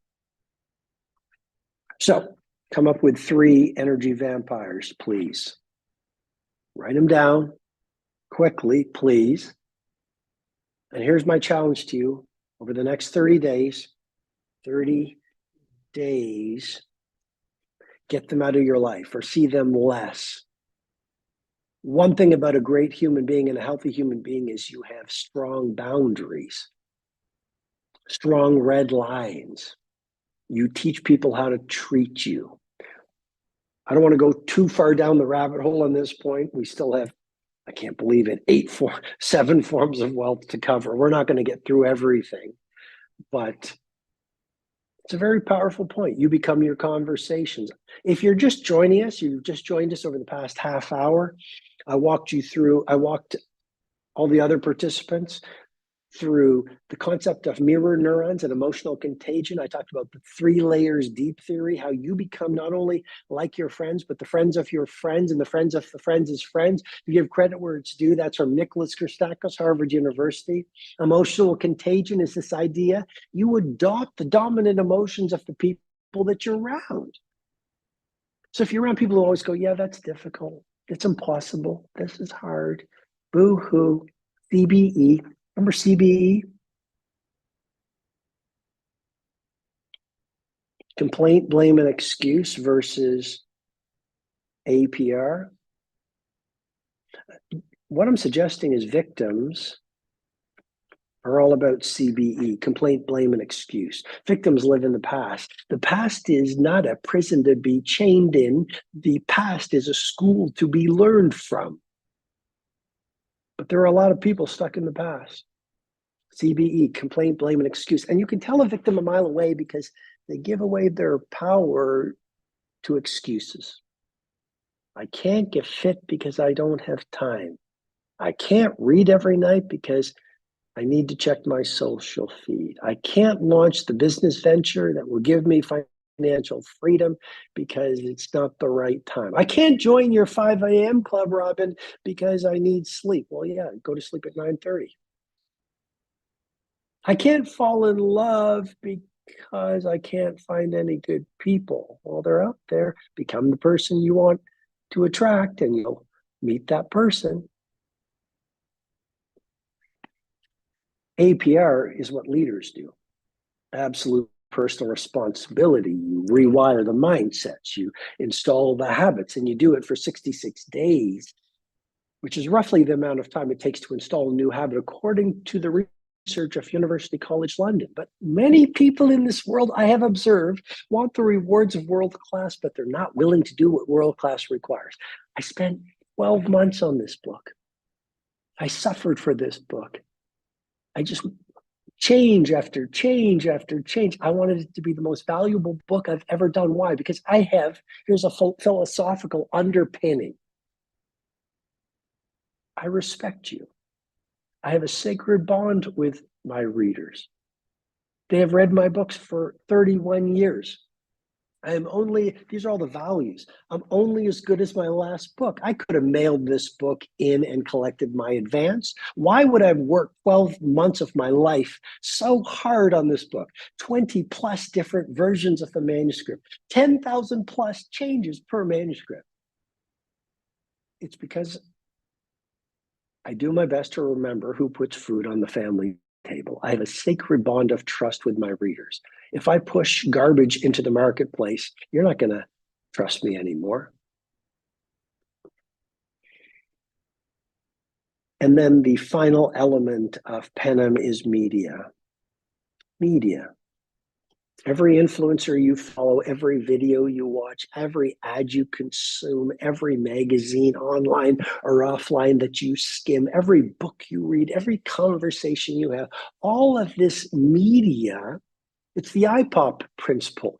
Input positivity, output positivity. Input, we have so much to cover. I wish I had a year with you, not just 3 hours. The IPOP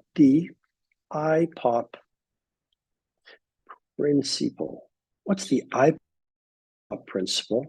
It's input positivity and you'll output positivity. And so all those people you follow online, they are planting seeds in your conscious and your subconscious, and you are watching their behavior, and your brain is adopting social cues. And at some level, you either becoming like them or you're not. And so pay attention to the media you consume.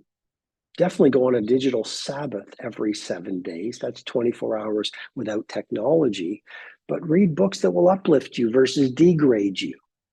Got to keep moving. We're still only on the first form of wealth. I can't believe it. I was in Dubai. This is one of the chapters of the book. I was in Dubai and a wonderful radio host said, Robin, this is great. Love your work. Big fan. Where do we start? And I replied, the best way to start is to start. Our culture has this attraction, seduction, fascination with, well, okay, great. Where do we start? You start. Lao Tzu, the Chinese philosopher, said the 1,000-mile journey begins with a single step. It's not that hard. It's not that hard. It's not hard. A kid learns to run by walking. An author publishes a book by the first sentence. A marathoner wins the race by the first walk around the block. The entrepreneur builds the business with the first line on the business plan. The very question speaks to fear. Where do we start? You pick a place and you start. So whatever your project X is, whatever your project is right now, I call it the game-changing move. Maybe it's moving to a new country. Maybe your game-changing move is you hire the best trainer in your country to mentor, fitness trainer to coach you 2 times a week via Zoom, via online, or at the gym if she or he is in your city. That's a game-changing move. I don't know what your game-changing move is. Maybe you want to write a book. Maybe you want to have a screenplay. Maybe you want to launch a business. Maybe you want to run your company. Maybe you want to take a year off. One of the chapters in this book, The Wealth Money Can't Buy, you're going to read is Go Ghost for a Year. It's a great method. Go ghost for a year. Yes, go to Bali, go to Vietnam, go to Medellin, go to Stockholm. Leave your phone at home. Bring the classics, read them, learn to meditate, get fit, and then come back to the world born anew. Fears are ghost stories. It's a key element to growth. Remembering that fears are liars and doubts are thieves. There's a story that I share in the book. It's an Osho story, and it's about a mountain climber. And the mountain climber climbed up from base camp to 1 to 2 to 3, made to the summit, and noticed that the sun was going to set. And the climber got scared, and the sun started going lower, and the climber started moving down the mountain more quickly. But the climber got scared. Maybe he would get frozen on the mountaintop in the cold and darkness. And then he slipped. And as he was falling, the climber grabbed a branch for safety. And now it was dark, and the climber was terrified all night. His heart was beating terrifically. Hands were shaking, holding on to the branch because he thought below was an abyss where he would fall thousands of meters. But in the first rays of the dawn, he started to laugh hysterically. Why? Because he looked and he saw underneath the branch, underneath his feet, 6 inches below was this huge stone ledge. In the nighttime, he couldn't see it, but in the daytime, he saw safety was just below him. And so in that chapter, it's a metaphor for your fears are only 6 inches deep. We make them into big straw monsters. I encourage you to do something difficult every 3 months. Yes, every quarter, I want you to hug your monsters. Because how do you become more powerful? Please write this down. Turn up your volume. Hear me on this, please. You become more powerful by the consistent doing of difficult things. Hard is easy, easy is hard. The primary principle. Hard is easy, and easy is hard. What do I mean by that? I mean, when you do hard things, when you hug your monsters, when you do difficult projects at work, write difficult books, do difficult paintings, take difficult workouts, have difficult conversations, read difficult books, you're going to have an easy life. See, society says take the easy way and you'll be happy. I don't know anyone who lives an easy life, all about just the path of least resistance that is happy. Hard is easy. Do hard things. Get up at 5 o'clock. If you really want to, get up at 4 o'clock. And here's the fun thing. You get up at 4 o'clock and do MVP, which I shared the methodology earlier. It's fun. you actually start to love it. When you don't do it, you miss it. And easy is hard. The easy life, the easy crowd, the easy conversation, easy work, easy books, easy videos, easy life ends up being a very hard life because the discomfort of growth is always less dangerous than the heartbreak of regret. My friend, the discomfort of growth is always less dangerous than the heartbreak of regret.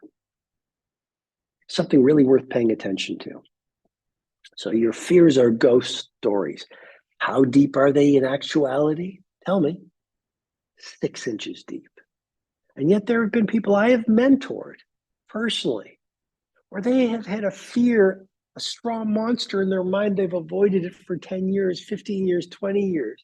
And when they went and did that thing, they went, Robin, I can't believe I kept myself small for 10 years, 20 years. It was so much easier than I thought it would be. Be the grown up in the room. I have a friend, her parents passed away. Shortly after the second parent passed away, she said to her brother, or her brother said to her, her brother said to her, I guess we're now the grown-ups in the room. And what I mean to suggest with this idea is no one is going to come to save you. No one is going to show up at your door and help you handcraft your richest life. No one is going to install the habits of mastery aside from you. No one is going to do what I call your Project X. That's your Taj Mahal. That's your Beethoven's Moonlight Sonata. That's your Sistine Chapel ceiling. No one's going to do it but for you. And so if you're waiting, what are you waiting for? Human beings are great postponers. It makes me think of Eugene O'Kelly, the former CEO of KPMG, the global giant of accounting. And one day he went into his doctor's office to get the results of medical, and the doctor returned to the room with an expression you never want to see on the face of your doctor when you are waiting for the results of your medical. And the doctor said, Eugene, you have 90 days left to live. True story. Approximately 90 days later, Eugene O'Kelly passed away from an inoperable brain tumor. But on hearing this news, this death sentence, Eugene Kelly did something quite remarkable. He said, I'm going to reverse engineer the last 90 days to make them the best 90 days of my life. On reflection, confronted with his mortality, he said, I realized in all these years as a business titan, I'd never taken my wife to lunch. In all these years at the top of my game in business, I missed a lot of Christmas concerts and personal times with my daughter. He said, all of these years as the CEO of KPMG globally, I didn't go for long walks in Central Park with my best friends. And here's the real key. He said, I decided to become a perfect moment creator. I decided to create perfect moments in my last 90 days. And so what I'm suggesting to you is we are great postponers, and we say, we'll take the trip, we'll listen to the poetry, we'll launch the business, we'll follow our heart's call, we'll find great love, we'll deepen our current love, whatever it is. I'll get super fit, I'll work on my spiritual life sometime in the future. But we're the grown-up in the room, and we've got to do it now. Let me get a little philosophical, if I may. None of us know how long we get to live. I have a philosophy I play with in my meditations, and I call it my 25 summers philosophy. If I'm lucky, I'm very healthy, thank God. I love biohacking. I work out, I walk, I sleep well, I hydrate, I supplement, all those things. But if I'm lucky, I'll live 25 more summers. 25 more summers. Not a lot of time. And so, as I've been on this podcast tour, when I bring up the shortness of life, podcasters often say, well, I don't want to talk about death. It's dark. No. I think thinking about the shortness of our life is light. I think it's powerful. I think if every morning you can write a question as part of your morning journaling, what's most important on my deathbed? It's a good morning question, because then you live to the point. You don't hold back. You don't care what people think. Powerful way to live. By the way, there's just to deliver hopefully more value to you. There are 4 questions. There are 4 questions that I ask myself every morning. The 4 morning questions. I might change that to 5 and ask and write about how do I want to be, what will I feel was most important at the end to connect me with the end every morning. But right now, in my journaling, I ask myself 4 questions every morning. And in the spirit of over delivery and helpful service to each of you from around the world on this live virtual summit, to thank you for pre-ordering my book, The Wealth Money Can't Buy, let me walk you through the 4 morning questions I write about. Very powerful. Number 1, what am I grateful for? Where do I do it? I'm going to just show you. I do it in here. This is my journal. I'm traveling with it, and I do it in my journal with my morning cup of coffee. What am I grateful for? We don't have time to get into this, but the human brain has a negativity bias. It served us well thousands of years ago on the savannah, where we had to scan our environment for threats. Now we are in the modern age. We have the benefits and rewards that royalty had 100 years ago, and we're still scanning our environment for threats. Oh, this person looked at me the wrong way. Oh, I don't have this. We're in scarcity versus generosity. Gratefulness is the antidote to scarcity. So that question at the beginning of your day, ideally 5 to 6 a.m., your victory hour, that will train your brain to start focusing, oh, I'm grateful for my health. I'm grateful for my family. I'm grateful for my work. I'm grateful for my customers. I'm grateful for my friends. I'm grateful for my library. I'm grateful for this. I'm grateful for my webinar with Robin, 3 hours virtual summit. Thank you. Number 2. The second morning question I ask myself is, where am I winning? When you ask yourself, where are you winning? You start to celebrate your small wins. You celebrate small wins. For 15 years, I've been talking about the 1% wins, the 1% wins. That idea is becoming very popular now, which is great. I also called them the micro wins. But asking yourself this question, where am I winning, automatically allows you to start celebrating the little wins you make every day. They're powerful. That creates energy. It creates inspiration, creates momentum for even more wins. Number 3, I hope this is helpful. The third question I ask myself every morning when I write in my journal, after my workout, after my MVP, meditation, visualization, and prayer, this is a big one. What will I let go of today? That could be someone you need to forgive, could be an experience that turned you off. It could be something that broke your heart that you still need to work through. It could be a disappointment in your business that you're carrying from yesterday. Writing it out is processing. Writing it out is metabolizing the disappointment or the anger or the shame. So you get it out of your system and you clear it. It's powerful. I think people should talk about emotional healing and forgiveness training for entrepreneurs and leaders, because a lot of the toxicity in this world, in business, in society, is because of unprocessed, darker emotions that we're not trained how to move through. And then the fourth question is, what does my ideal day look like? What does my ideal day look like? I call this a PPP. Am I giving you too much information, too many tools? I hope not. Or I hope I am, actually. I hope I am. I just don't want to overwhelm you, but I hope I over deliver. This is the PPP.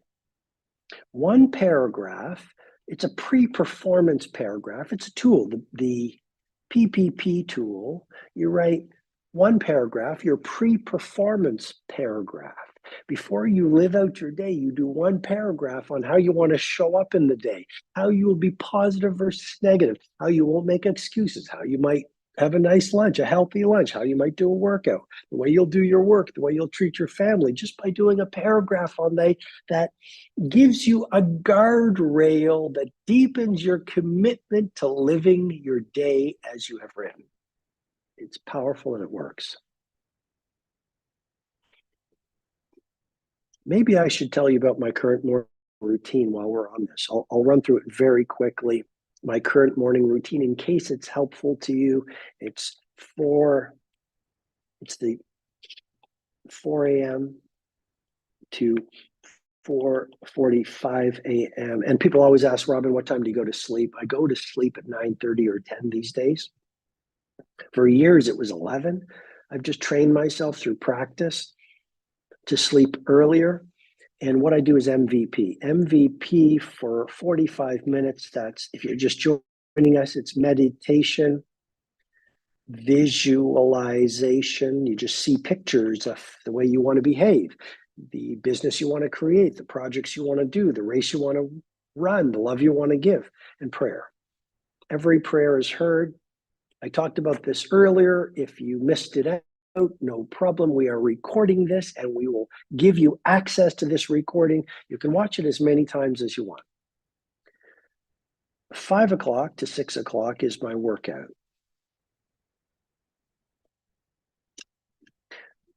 Working out is just mission critical for me. If I don't work out, I don't have the same energy. If I don't work out, little things might bother me more. If I don't work out, I don't have as much dopamine. I just might not feel as good. I might not have as much serotonin. Working out is very important to me. So I love the treadmill. I love the elliptical. I love the bicycle. And while I do it, I hydrate by drinking water with a green drink in it and some vitamin C. I'm not giving you any medical advice, but I'm just sharing in the spirit of service. And I'll often listen to an audiobook or a podcast. So that gives me not only the workout, but the mental workout and the new knowledge base. And the person who delivers the most knowledge wins. 6 to 7, I journal. Just giving you my 4 morning questions. So I journal. Then I'll often take an Epsom salt bath. The great Romans would take baths. And so I love taking an Epsom salt bath for 20 minutes, a hot bath. And while I do that, I might watch a video, a learning video, or listen to more of the audiobook. So that's another 20 minutes after the 1 hour of working out where I'm learning, 120 minutes already. So I'll take a bath and then I will walk my dog. I live in an old farmhouse, and Ella and I have a little dog that we adore. In the book, I call my dog Holly, or it's Elle's dog, but she's with me all the time. In the book, I call her Super Chum because that's what Holly is to me. She's just my pal. She's my chum. And I'll take her for a walk in the woods in the olive grove. And then at about 8 o'clock most days, 8 a.m., I'll start writing or whatever I might have to do. So hopefully that's helpful. That's my morning routine these days. I've been doing it for roughly a year. And then the next thing I want to talk to you about is the human who reads the most wins. The human who reads the most wins. There's an acronym that I want to offer to you, which is, I'm giving you a lot of acronyms. Babel. Babel. What's Babel? Babel is an acronym that just makes me smile because it's book accumulation beyond life expectancy. Babel, book accumulation beyond life expectancy. Buying more books than you will ever read in your lifetime is a great way to roll through a lifetime. I'm going to have to move really quickly. I can't believe it. We only have 45 minutes left. Second form of wealth, I'll move fast. We might not be able to cover everything, but you know what? You're going to get it all in the book when you get it. You've already pre-ordered it. By the way, if you're just joining us, people have been asking, Robin, we want to buy more copies of the book. Give it to our mentors, give it to our neighbors, give it to our team. Some companies are buying copies for their entire team. People are giving it to their family members, birthdays, etc. Fantastic. And I want to thank you for the people who are buying multiple copies as pre-orders, because this is the most valuable book I've ever done. And I am on a mission to get this book out. I think it'll help so many people understanding the 8 forms of wealth, and that money's only one of them. Is going to help so many people be much happier, healthier, and much more productive and creative. So if you want to buy copies, thank you. And what I'm going to do when you buy 2 more copies, I know you've invested in 1, just to thank you and reward you for helping me spread the movement, I'm going to give you complete access to 52 weeks of mentoring with me. 52 weeks. The program is called the Everyday Hero Manifesto. It's worth thousands of dollars. And I'm going to give it to you as my gift when you get 2 more copies. And all you need to do is buy the 2 more copies, then go to thewealthmoneycan'tbuy.com, thewealthmoneycan'tbuy.com, and there'll be a place. You got into this webinar because there was a place where you just put in the information about each book. You'll have to do it twice because you're buying 2 books. And then my team will notice you've bought 2 more books, and they'll send you full access for free to 52 weeks of mentoring with me. The program is the program is the Everyday Hero Manifesto Method, just to show you how grateful I am for helping me spread the word about this book, help me build the movement, and help people understand about the 8 forms of wealth. Second form of wealth is wellness. I will simply say, lose your health and you'll spend the rest of your days trying to get it back. Someone in Qatar, I was giving a live event, and they gave me a piece of paper. And they said, Robin, read it in the hotel when you get home. And I'll never forget what it said on the piece of paper. I read it that night. It said, health is the crown on the well person's head that only the ill person can see. There's one wisdom tradition that says, when we are young, we are willing to sacrifice all of our health for wealth. And when we are old and wise, we will be willing to sacrifice all of our wealth for one day of good health. I just want you to think about that. I actually want you to rate from 0 to 10 right now, 10 being your ideal. Come on, interact with this. Where are you in terms of your health on this second form of wealth? Just write it down now. Might be 3, might be 7, and then circle it. And then if you can, I want you to highlight it. I really believe that fitness is the game changer, or one of the game changers. Your creativity, your productivity, your impact, your happiness, everything rises with your fitness. Please, I know it's obvious, but I want to be of service to you. Please, please, please, please, please don't say, I'm going to get super fit when I have more time. The Chinese say the best time to plant a tree was 20 years ago. The second best time is now. And fitness, I'm going to challenge you with great love and respect. Fitness will help you with everything. It'll help you scale your company. It'll help you scale your productivity. It'll help you create exponential creativity. And I would also give you another idea, which is, I believe, a very important idea, which is the DNA of legendary is longevity. I want you to become so fit, so healthy, that you live another 10 years, another 20 years, another 30 years. Ray Kurzweil said, let's live long enough so we can live forever. Do you know what's coming down the health pipeline right now? It's amazing. We're going to be living so much longer in the near future with all the advances. So I want you to remember the DNA of legendary is longevity. If you're around for another 50 years, 100 years, how good will you be at your craft?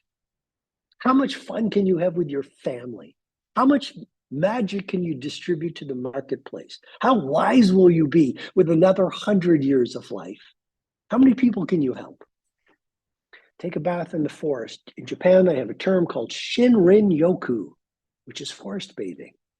They actually have forests where they encourage their citizens to go through and go for walks. My life has been profoundly influenced by my near daily walk in nature. And I smell the smells and I commune with nature and I think, and often I'll listen to an audio book, but connecting with the soil, connecting with the trees, there's lots of very good science talking about how communing with nature reduces inflammation, it releases serotonin, all these neuroregulators that make you feel fantastic.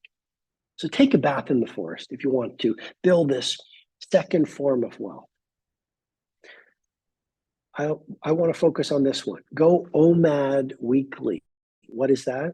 1 meal a day, once a week. I want to be clear. I did an Instagram post and I think I confused people a little bit on that. I apologize for that. 1 day a week, eat only one meal. And the money you would have spent on the other 2 or 3 meals, go buy some food and give it to someone in need. That way, you'll give yourself the gift of fasting. I'm not giving medical advice, but caloric restriction has been proven to extend life in certain situations. One of my favorite books is Siddhartha. Siddhartha said, few things can beat the human who can fast. I would say few things can beat the human who has trained themselves to get up early, to fast, to learn, to grow, and to serve. By the way, another bonus point, I'd like to share some of my favorite books with you. These are just some of my favorite books, but my favorite books, Meditations by Marcus Aurelius. I've been encouraging people to read that for 25 plus years. Steve Jobs, the biography by Walter Isaacson, fantastic book.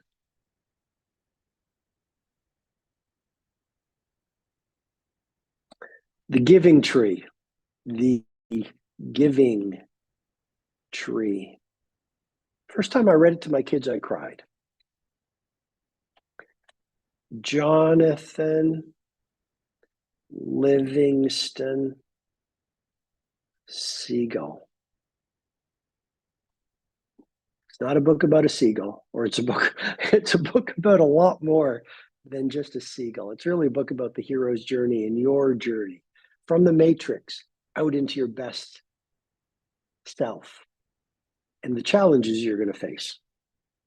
And then I would say another book to read would be The Shortness of Life, The Shortness of life by Seneca. Third form of wealth is family. Why would family be a form of wealth? Well, if you get to the mountaintop of material success, then you're going to be cash rich, but life poor. And what's the point of that? That's fool's gold.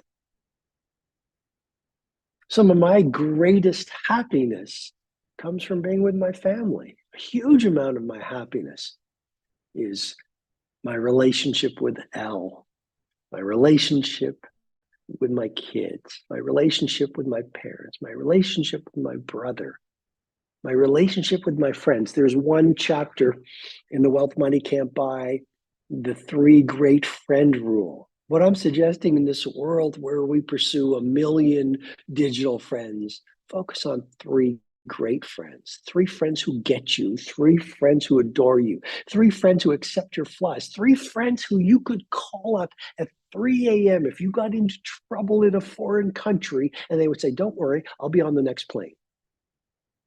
That's a great friend. And related to that, be a minimalist versus a maximalist. Don't worry about 1,000 friends, have 3 great friends. Don't worry about reading 100 books this year, master 3 books. If you're an entrepreneur, if you're a leader, if you're in business, don't pick 1,000 things to focus on this year. Pick your Project X. I explained the concept in the book. Do one thing really, really well. Be a minimalist. That's how Basquiat did it. That's how Federer did it. That's how Steve Jobs did it. There's a famous story of Steve Jobs. It was the late 90s. Did you know Apple was 90 days close to bankruptcy? A better way to language it, he was 90 days away. Apple was 90 days away from bankruptcy.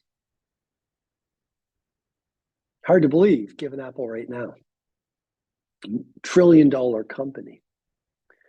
And so in this meeting, there was a big table in the boardroom, and he had all the products that Apple got involved in. It was peripherals and this and the computers and that. And he said, we are going to strip away all the accessories and we're going to focus on doing a few things incredibly well. Now, where would he learn this? You probably know Steve Jobs was kicked out of Apple and he went to Next. He founded Next, and then he got involved with Pixar. And at Pixar, the animation studio that has been purchased by Disney, he learned that Toy Story was 3 years. At Pixar, they had a way of being, an SOP, a standard operating procedure, where they would focus on one animated movie for 3 years, not 50. See, there's a rule that I teach in my work, which is 1 mastery versus 1,000 mediocrities. And a lot of creative people suffer from that trap right now. They want to be all things to all people, so they're nothing to anyone creatively because they're trying to get too many things done. And I think it comes from insecurity. Push 1 masterwork out in the world. And so Steve Jobs learned that at Pixar. 1 project at AWC, absolutely world class, every 3 years. So when he went back to Apple, they applied that philosophy. What did they do in the early 2000s? It brought Apple back from the brink. The iMac. Remember those colorful? We had one at the office. It was blue, I think. And then after that, it was the iPod 3 years later. And after that, it was the iPad. And after that, it was the iPhone. So I want you to remember the importance of 3 friends and being a minimalist and putting your family at the top of your priority list. I don't know if I put it right at the top, and this might surprise you, but I think personal growth and the 4 interior empires that I covered earlier is more important, because if you have nothing, you can't give it to your family. If you don't love yourself, you can't give love to your family. If you're not present by your inner work, if you're not present to yourself, to your life, to your values, to your mission, to your feelings, to your thoughts, if you don't know yourself, if you haven't calibrated and optimized your primary relationship with which is your relationship with you, then you're not going to have a great relationship with your family or your friends or your coworkers or your suppliers or your partners or your customers or your neighbors or the world. What do I want to say about family? Carry not grudges. Do not be a resentment collector. Really important point. There's a chapter in The Wealth Money Can't Buy that says your mate defines 90% of your joy. May I please highlight that one? Often out in the world, we forget that having a wonderful home life, no drama, happiness at home. I mean, the habit in the book under the third form of wealth, which is family, is happy family, happy life. Happy family, happy life. You will be at your most creative, productive, prosperous, and excellent, and serene when your home life is in fine order. And let me ask you, when there's been drama at home, or let's say conflict, how are you at work? How are you on the streets? How are you with strangers? How are you with your creativity and productivity? Not very good. So your mate determines 90% of your joy. Related to that is the 10,000 dinners question. I was reading the Financial Times, and if you read the Financial Times, the weekend edition, you know that every weekend, every Saturday, there's a feature called Lunch with Whoever. The one that just passed was Lunch with the activist investor Nelson Peltz. About a year and a half ago, I think it was a year and a half ago, there was a lunch with Ayesha Vardag. Ayesha Vardag is one of the UK's most celebrated divorce lawyers. She's the one who represents the movie stars and the footballers and the multi-billionaires. She was asked, can you imagine this? Someone who has seen so many divorces, so many relationships fall apart. She was asked, what are your relationship tips for a great relationship? You know what she said? She said, number one, I'm just reporting. She said, separate bedrooms. Separate bedrooms. And number two, she said, 10,000 dinners. And the interviewer said, 10,000 dinners, what do you mean? And she said, well, looks fade, lust can dissolve. But if you can see yourself spending 10,000 dinners with this person, keep that person close to you, because great love is hard to find. So that's the 10,000 dinners question, and I think it's a powerful question. I did cover Become a Perfect Moment Creator. That was Eugene O'Kelly. The idea is a simple one. Each day. So let's go to the science, the work of Sonia Lyubomirsky, one of the preeminent scientists in the field of positive psychology. And she has found that the happiest people have a habit of savoring. Savoring. I want you to think about that. In this world where so many people are busy being busy, the happiest people savor. Savor. Michal travels with me. He is one of my beloved teammates at our shop. And we have been on the road for, I guess it's almost 2 weeks. It's 2 weeks now, doing podcast after podcast. And I've been doing interview after interview about The Wealth Money Can't Buy. And I mean, the excitement around this book is like nothing I've ever seen in all my 31 years in this field. The Monk Who Sold His Ferrari, the 5 a.m. Club, etc. Nothing has come close to The Wealth Money Can't Buy. I just think it's the right book for the right time. And so Michal and I were on a walk, and it was just like this great Los Angeles evening. It was probably 17 degrees. The light fall was beautiful. There was a crispness in the air. And we're walking through this neighborhood with architecturally beautiful gardens. And I said to Michal, I said, let's stop here. Let's just take this in. And we savored the moment. because we're never going to get that evening again. We're never going to get this moment in time where I've written this new book and we're traveling and meeting people and I'm evangelizing the message. And there's such excitement around the book, which is going to release, as you know, April the 9th worldwide, I think 45 plus countries. And so I just paused. And so my point is simply be a perfect moment creator. Slow things down at least once a day. Maybe you savor a cup of coffee. Maybe you savor a conversation with a teammate or a child. Maybe your perfect moment is you put down the white screen every night for a few hours and you read something rich, something beautiful, an autobiography, a biography, some poetry. It's incredible how powerful reading is.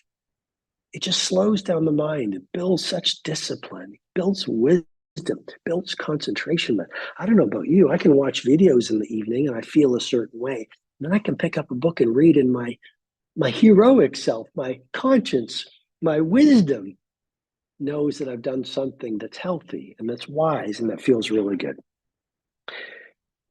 Give not to receive. What do I mean by that? Well, I better write it down because I think it's important. And I would say a gift given to receive a reward is not a gift. It's a barter. It's a trade. And people can feel your intention. One of the things I talk about a lot in the book is the power of a handwritten thank you note. That's a gift, a handwritten thank you note to a parent, a mentor, your life partner, a child, a client. If you buy a new fitness machine and it works incredibly well, it gets you healthy, why wouldn't you send a message to the CEO? Say thank you. Say you're staying at a hotel, like I'm staying at a hotel. If the service is amazing, why not give a gift to the general manager or the front desk person and just go, this was incredible, I thank you. Or even better, give a gift to the person who cleans the room by making the bed, by putting the towels in the bathtub, by leaving a great tip, by making sure the room service food tray looks good versus sauce all over it. Those simple acts are so powerful. They're gifts that you give people.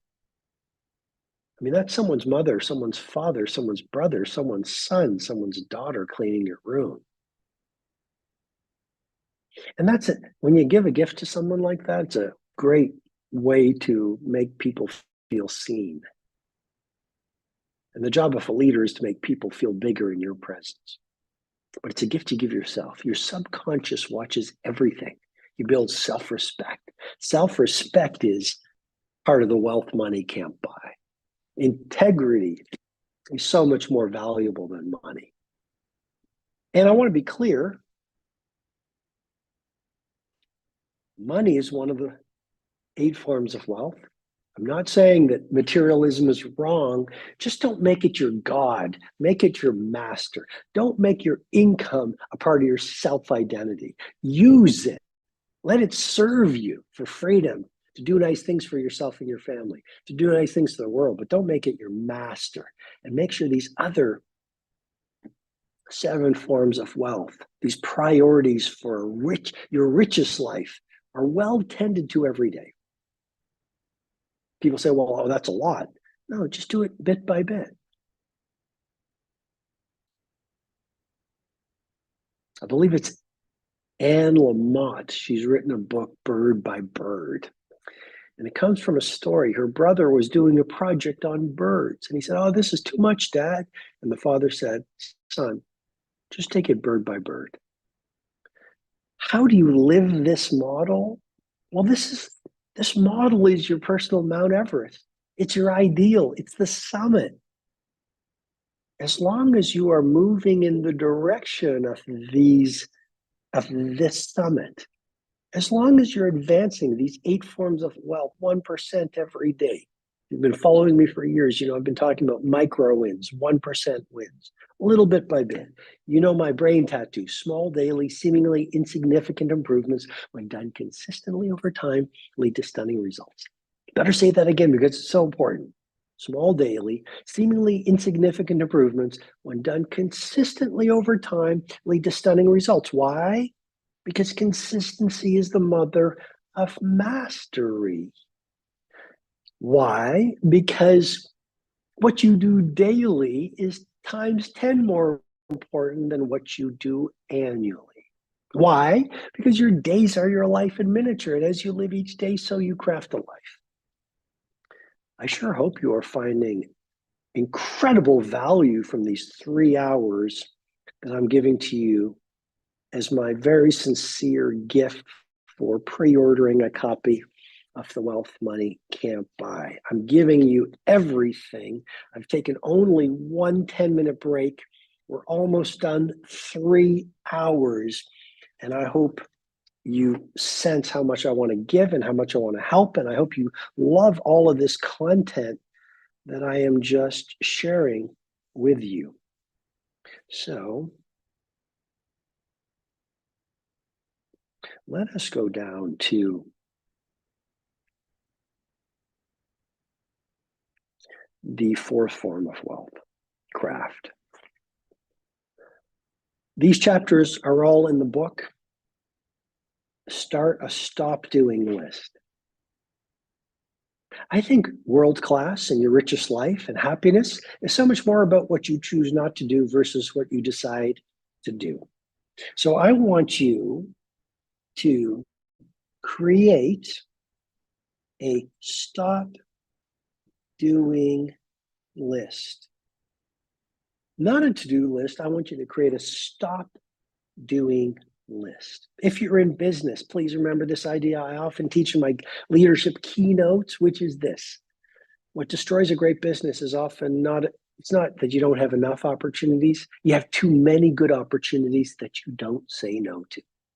The greatest business people, the greatest leaders, the greatest human beings are disciplined and minimalists versus maximalists. Simply said, get brilliant at doing a few things really, really well. Bring a security guard to work. That's a chapter where, you know what, maybe I should give you a little bit of a live reading. Hopefully it'll make it more special and create even more excitement for you to receive the book, which you're going to get very soon. So this comes from Neil Strauss, and it's at page 156. Let's go to 156. It's a short chapter. So the chapter is Bring a Security Guard to Work. Let me read it for you, please, if I may. On a podcast I heard a while ago, I learned author Neil Strauss has a quirky yet creative practice designed to ensure he gets a big project done. He hires a security guard with the instruction to stand outside his home or not under any condition, and not under any condition. Let him leave until his book is completed. You can have fun all the time or realize your personal potential. It's not really possible to have both, is it? Like Strauss, you absolutely must develop strategies and protocols that force you to finish your work you know you must finish to lead your field and to make the world a friendlier place because you pushed your artistry into it. You might not bring a security guard to work, but you really should do something dramatic to complete your most valuable project before the opportunity to get it done is gone. Your world needs your Taj Mahal. Your world needs your Catcher in the Rye. Your world needs your Mona Lisa. Please stop pushing out 1,000 projects and do one Sistine Chapel ceiling. And you might have to hire a security guard to keep you in that room for a month until you get the job done, which is what your Project X is. That one project that when you release it into the marketplace, you dominate the domain, you serve the world, and you receive what I call the twin currencies of income and impact. What are we going to do? We're going to go to 5 the fifth form of wealth, money. I did share the story of the multi-billionaire in the empty mansion. Remember the habits beat IQ slogan. What is the habits beat IQ? I'd simply say genius. Let me write that down. It's a key primary principle I'd like you to consider, which is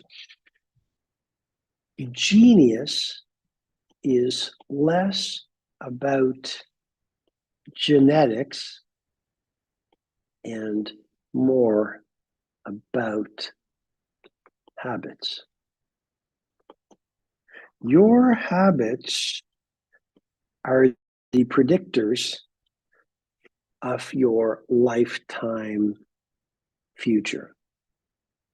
So I would worry less about the results, and I would be much more focused on installing fantastic habits, whether it's your morning routine, whether it's your pre-sleep ritual, whether it's your work habits. In the 5 a.m. club, I shared a habit that has been so transformational. The billionaires, tycoons, movement makers, film producers that I have advised. And that's the 5 great hour rule. The 5 great hour rule. What society says is work harder and longer to be more productive. Well, that is a way of being developed from the factory age, where if you worked harder and produced more widgets, you would be more productive. We now live in the knowledge era. And so what I'm suggesting is do not work longer and harder to get more done. Collapse the timeline and work more intensely for a short period of time, and then take the rest of the day off if you can, if you're an entrepreneur, for example, if you own your own business. The 5 great hour rule is when you work 5 sweaty, intense hours, 8 o'clock to 1 o'clock, for example. And when you're working, do not be dilly-dallying, do not be chit-chatting, do not be checking your messages. An addiction, a distraction is the death of your creative production. You can change the world or play with your phone. You can't do both.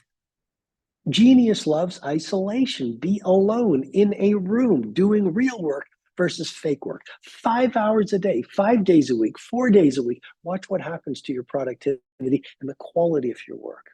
The quality of your work. Bless your, well, I have to talk about the Tracey Emin anti-cocaine rule. I was reading about Tracey Emin. She is a very famous, as you know, UK-based artist. She was a member of the Young British Artists movement, let's say, along with Damien Hirst. She's known for controversial art, but she's absolutely brilliant. And she was interviewed and she said, and I talk about it in the book, she said, you know, in the 80s, everyone was putting cocaine up their nose. And this is the 5th form of wealth, which is money, just to go macro. Money is one of the 8 forms of wealth. It's something important. It's not everything important. And there's 25 or so chapters where I deconstruct in detail how the billionaires I mentor do it. It's a complete blueprint. You're going to get it. You've already pre-ordered the book. You're going to love this section. So in that section, she says, you know, in the 80s, all my contemporaries were putting cocaine up their noses. Instead, I didn't use cocaine. I saved the money. And now she's a real estate tycoon, along with being a world famous author. Bless your money daily. What do I want to say about that? Well, there's a concept I teach in the book, and it's called value chain gratitude. Value chain gratitude. Here's an example of value chain gratitude. You're in a grocery store. There's a cashier in front of you putting your pineapples through. You silently bless the cashier. Bless her. Bless her family. Bless her for the work she does. Bless her or him for the help they're giving you. But you go through the whole value chain.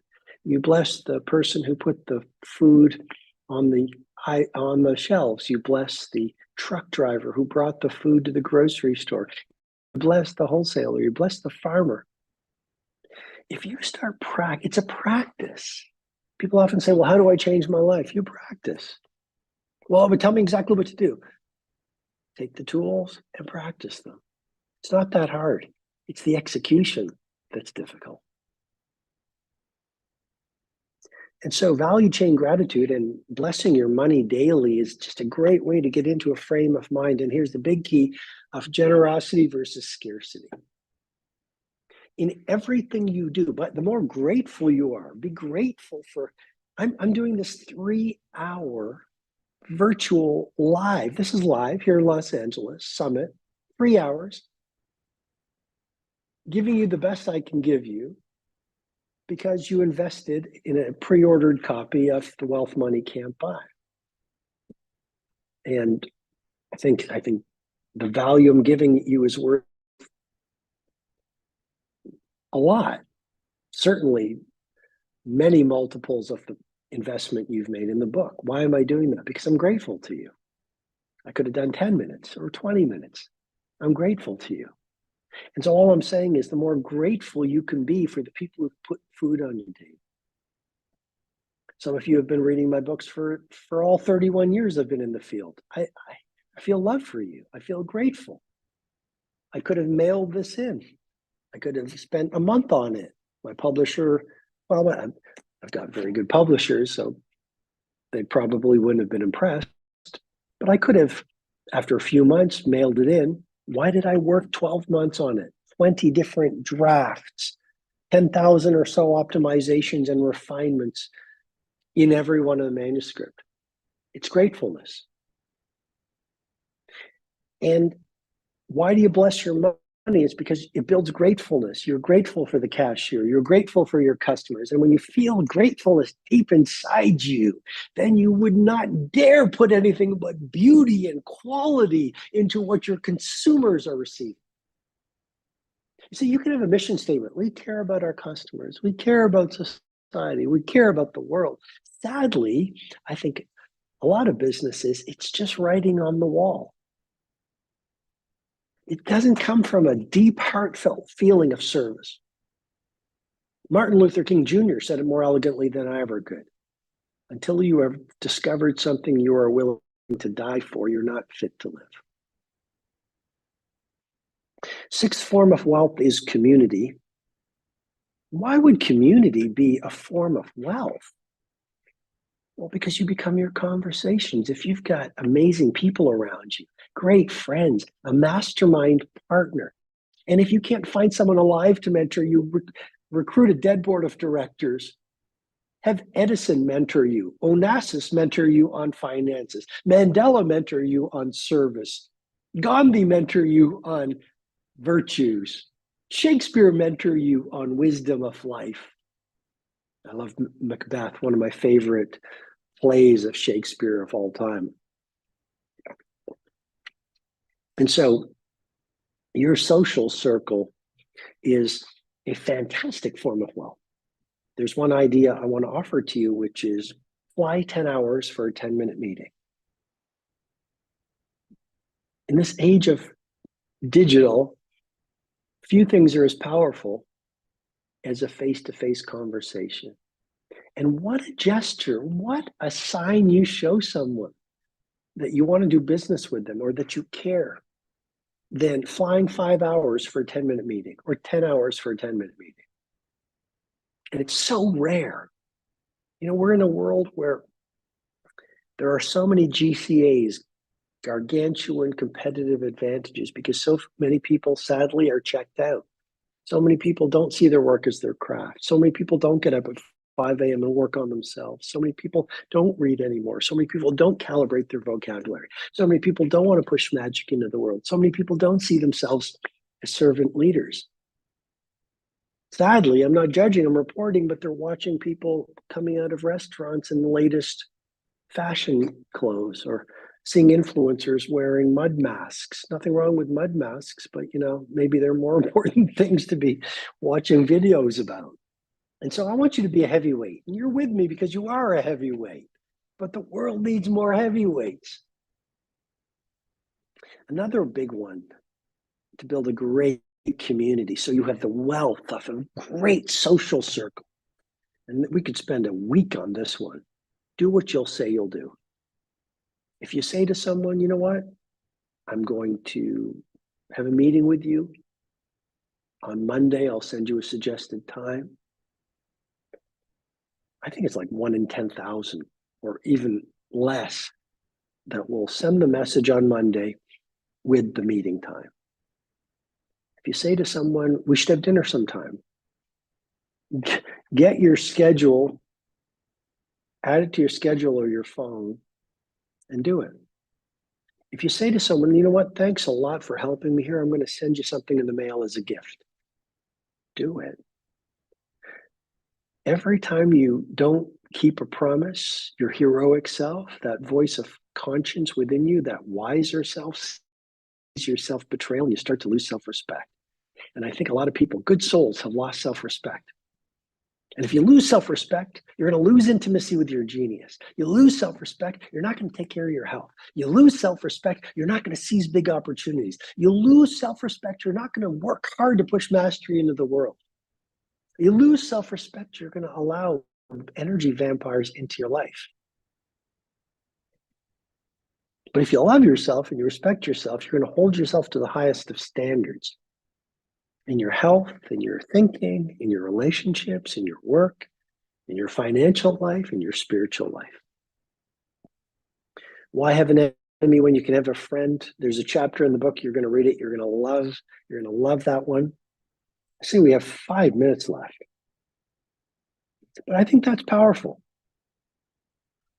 It's stunning to me, and I shared this in the chapter that you're going to read, but it's stunning to me how many people are so short-sighted.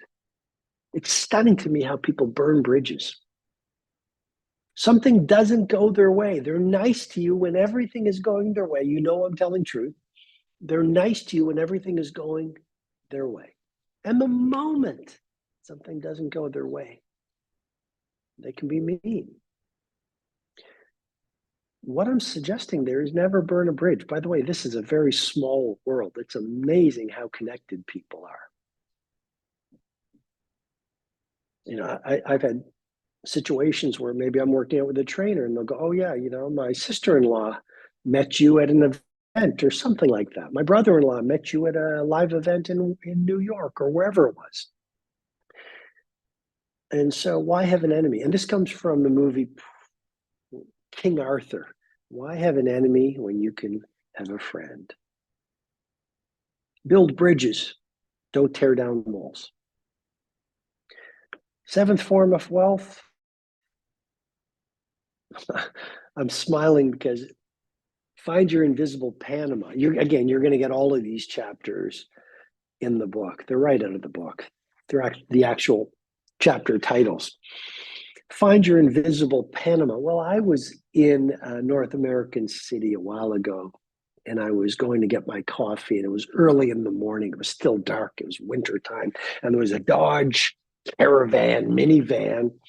And as I was walking by, or maybe I was coming back with my coffee. I just want to be accurate always, but I was coming back with my coffee, I believe. And I heard music coming from this Dodge Caravan. And it was Van Halen's super hit, Panama, Panama, Panama. And as I heard the music, I had the coffee in my hand. And I didn't notice anyone was watching me, but as one must do when you hear music of a rock royalty, you've got to lift your hand. My arm is a little sore from this morning's workout, my shoulder, but you have to lift your arm into the air. So it was darkness and I didn't know anyone was watching. And I heard Panama, and I just put my hand in the air. I just was kind of in the moment, having some fun. Anyway, the driver of the car saw me and it amused him. And he thought, you know, and we had a quick laugh together. And I said, you know, I appreciate the music, good man. But when I went back to the hotel room, I realized, you know, that might have been some of the only happiness he had the day before he walked into the dreary concrete building that he was waiting outside of in his car. And so find your own invisible Panama means, find that place in your life that you can truly love, because I think just life's too short not to find your own invisible Panama. And that could be, your Panama could be your family. Your Panama could be a place. Your Panama could be your work. Your Panama could be a lifestyle. But find your invisible Panama. And then let me finish up in the last 2 minutes. Put your final day first. This is the final form of wealth: service, helpfulness. But helpfulness is also about connecting to your mortality and remembering your days are numbered, even if you live the longest life.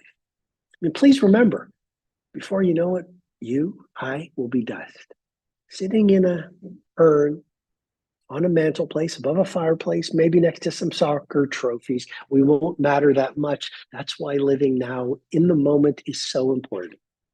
Put your final day first. Keep it front and center. Remember the question we did about in the journal?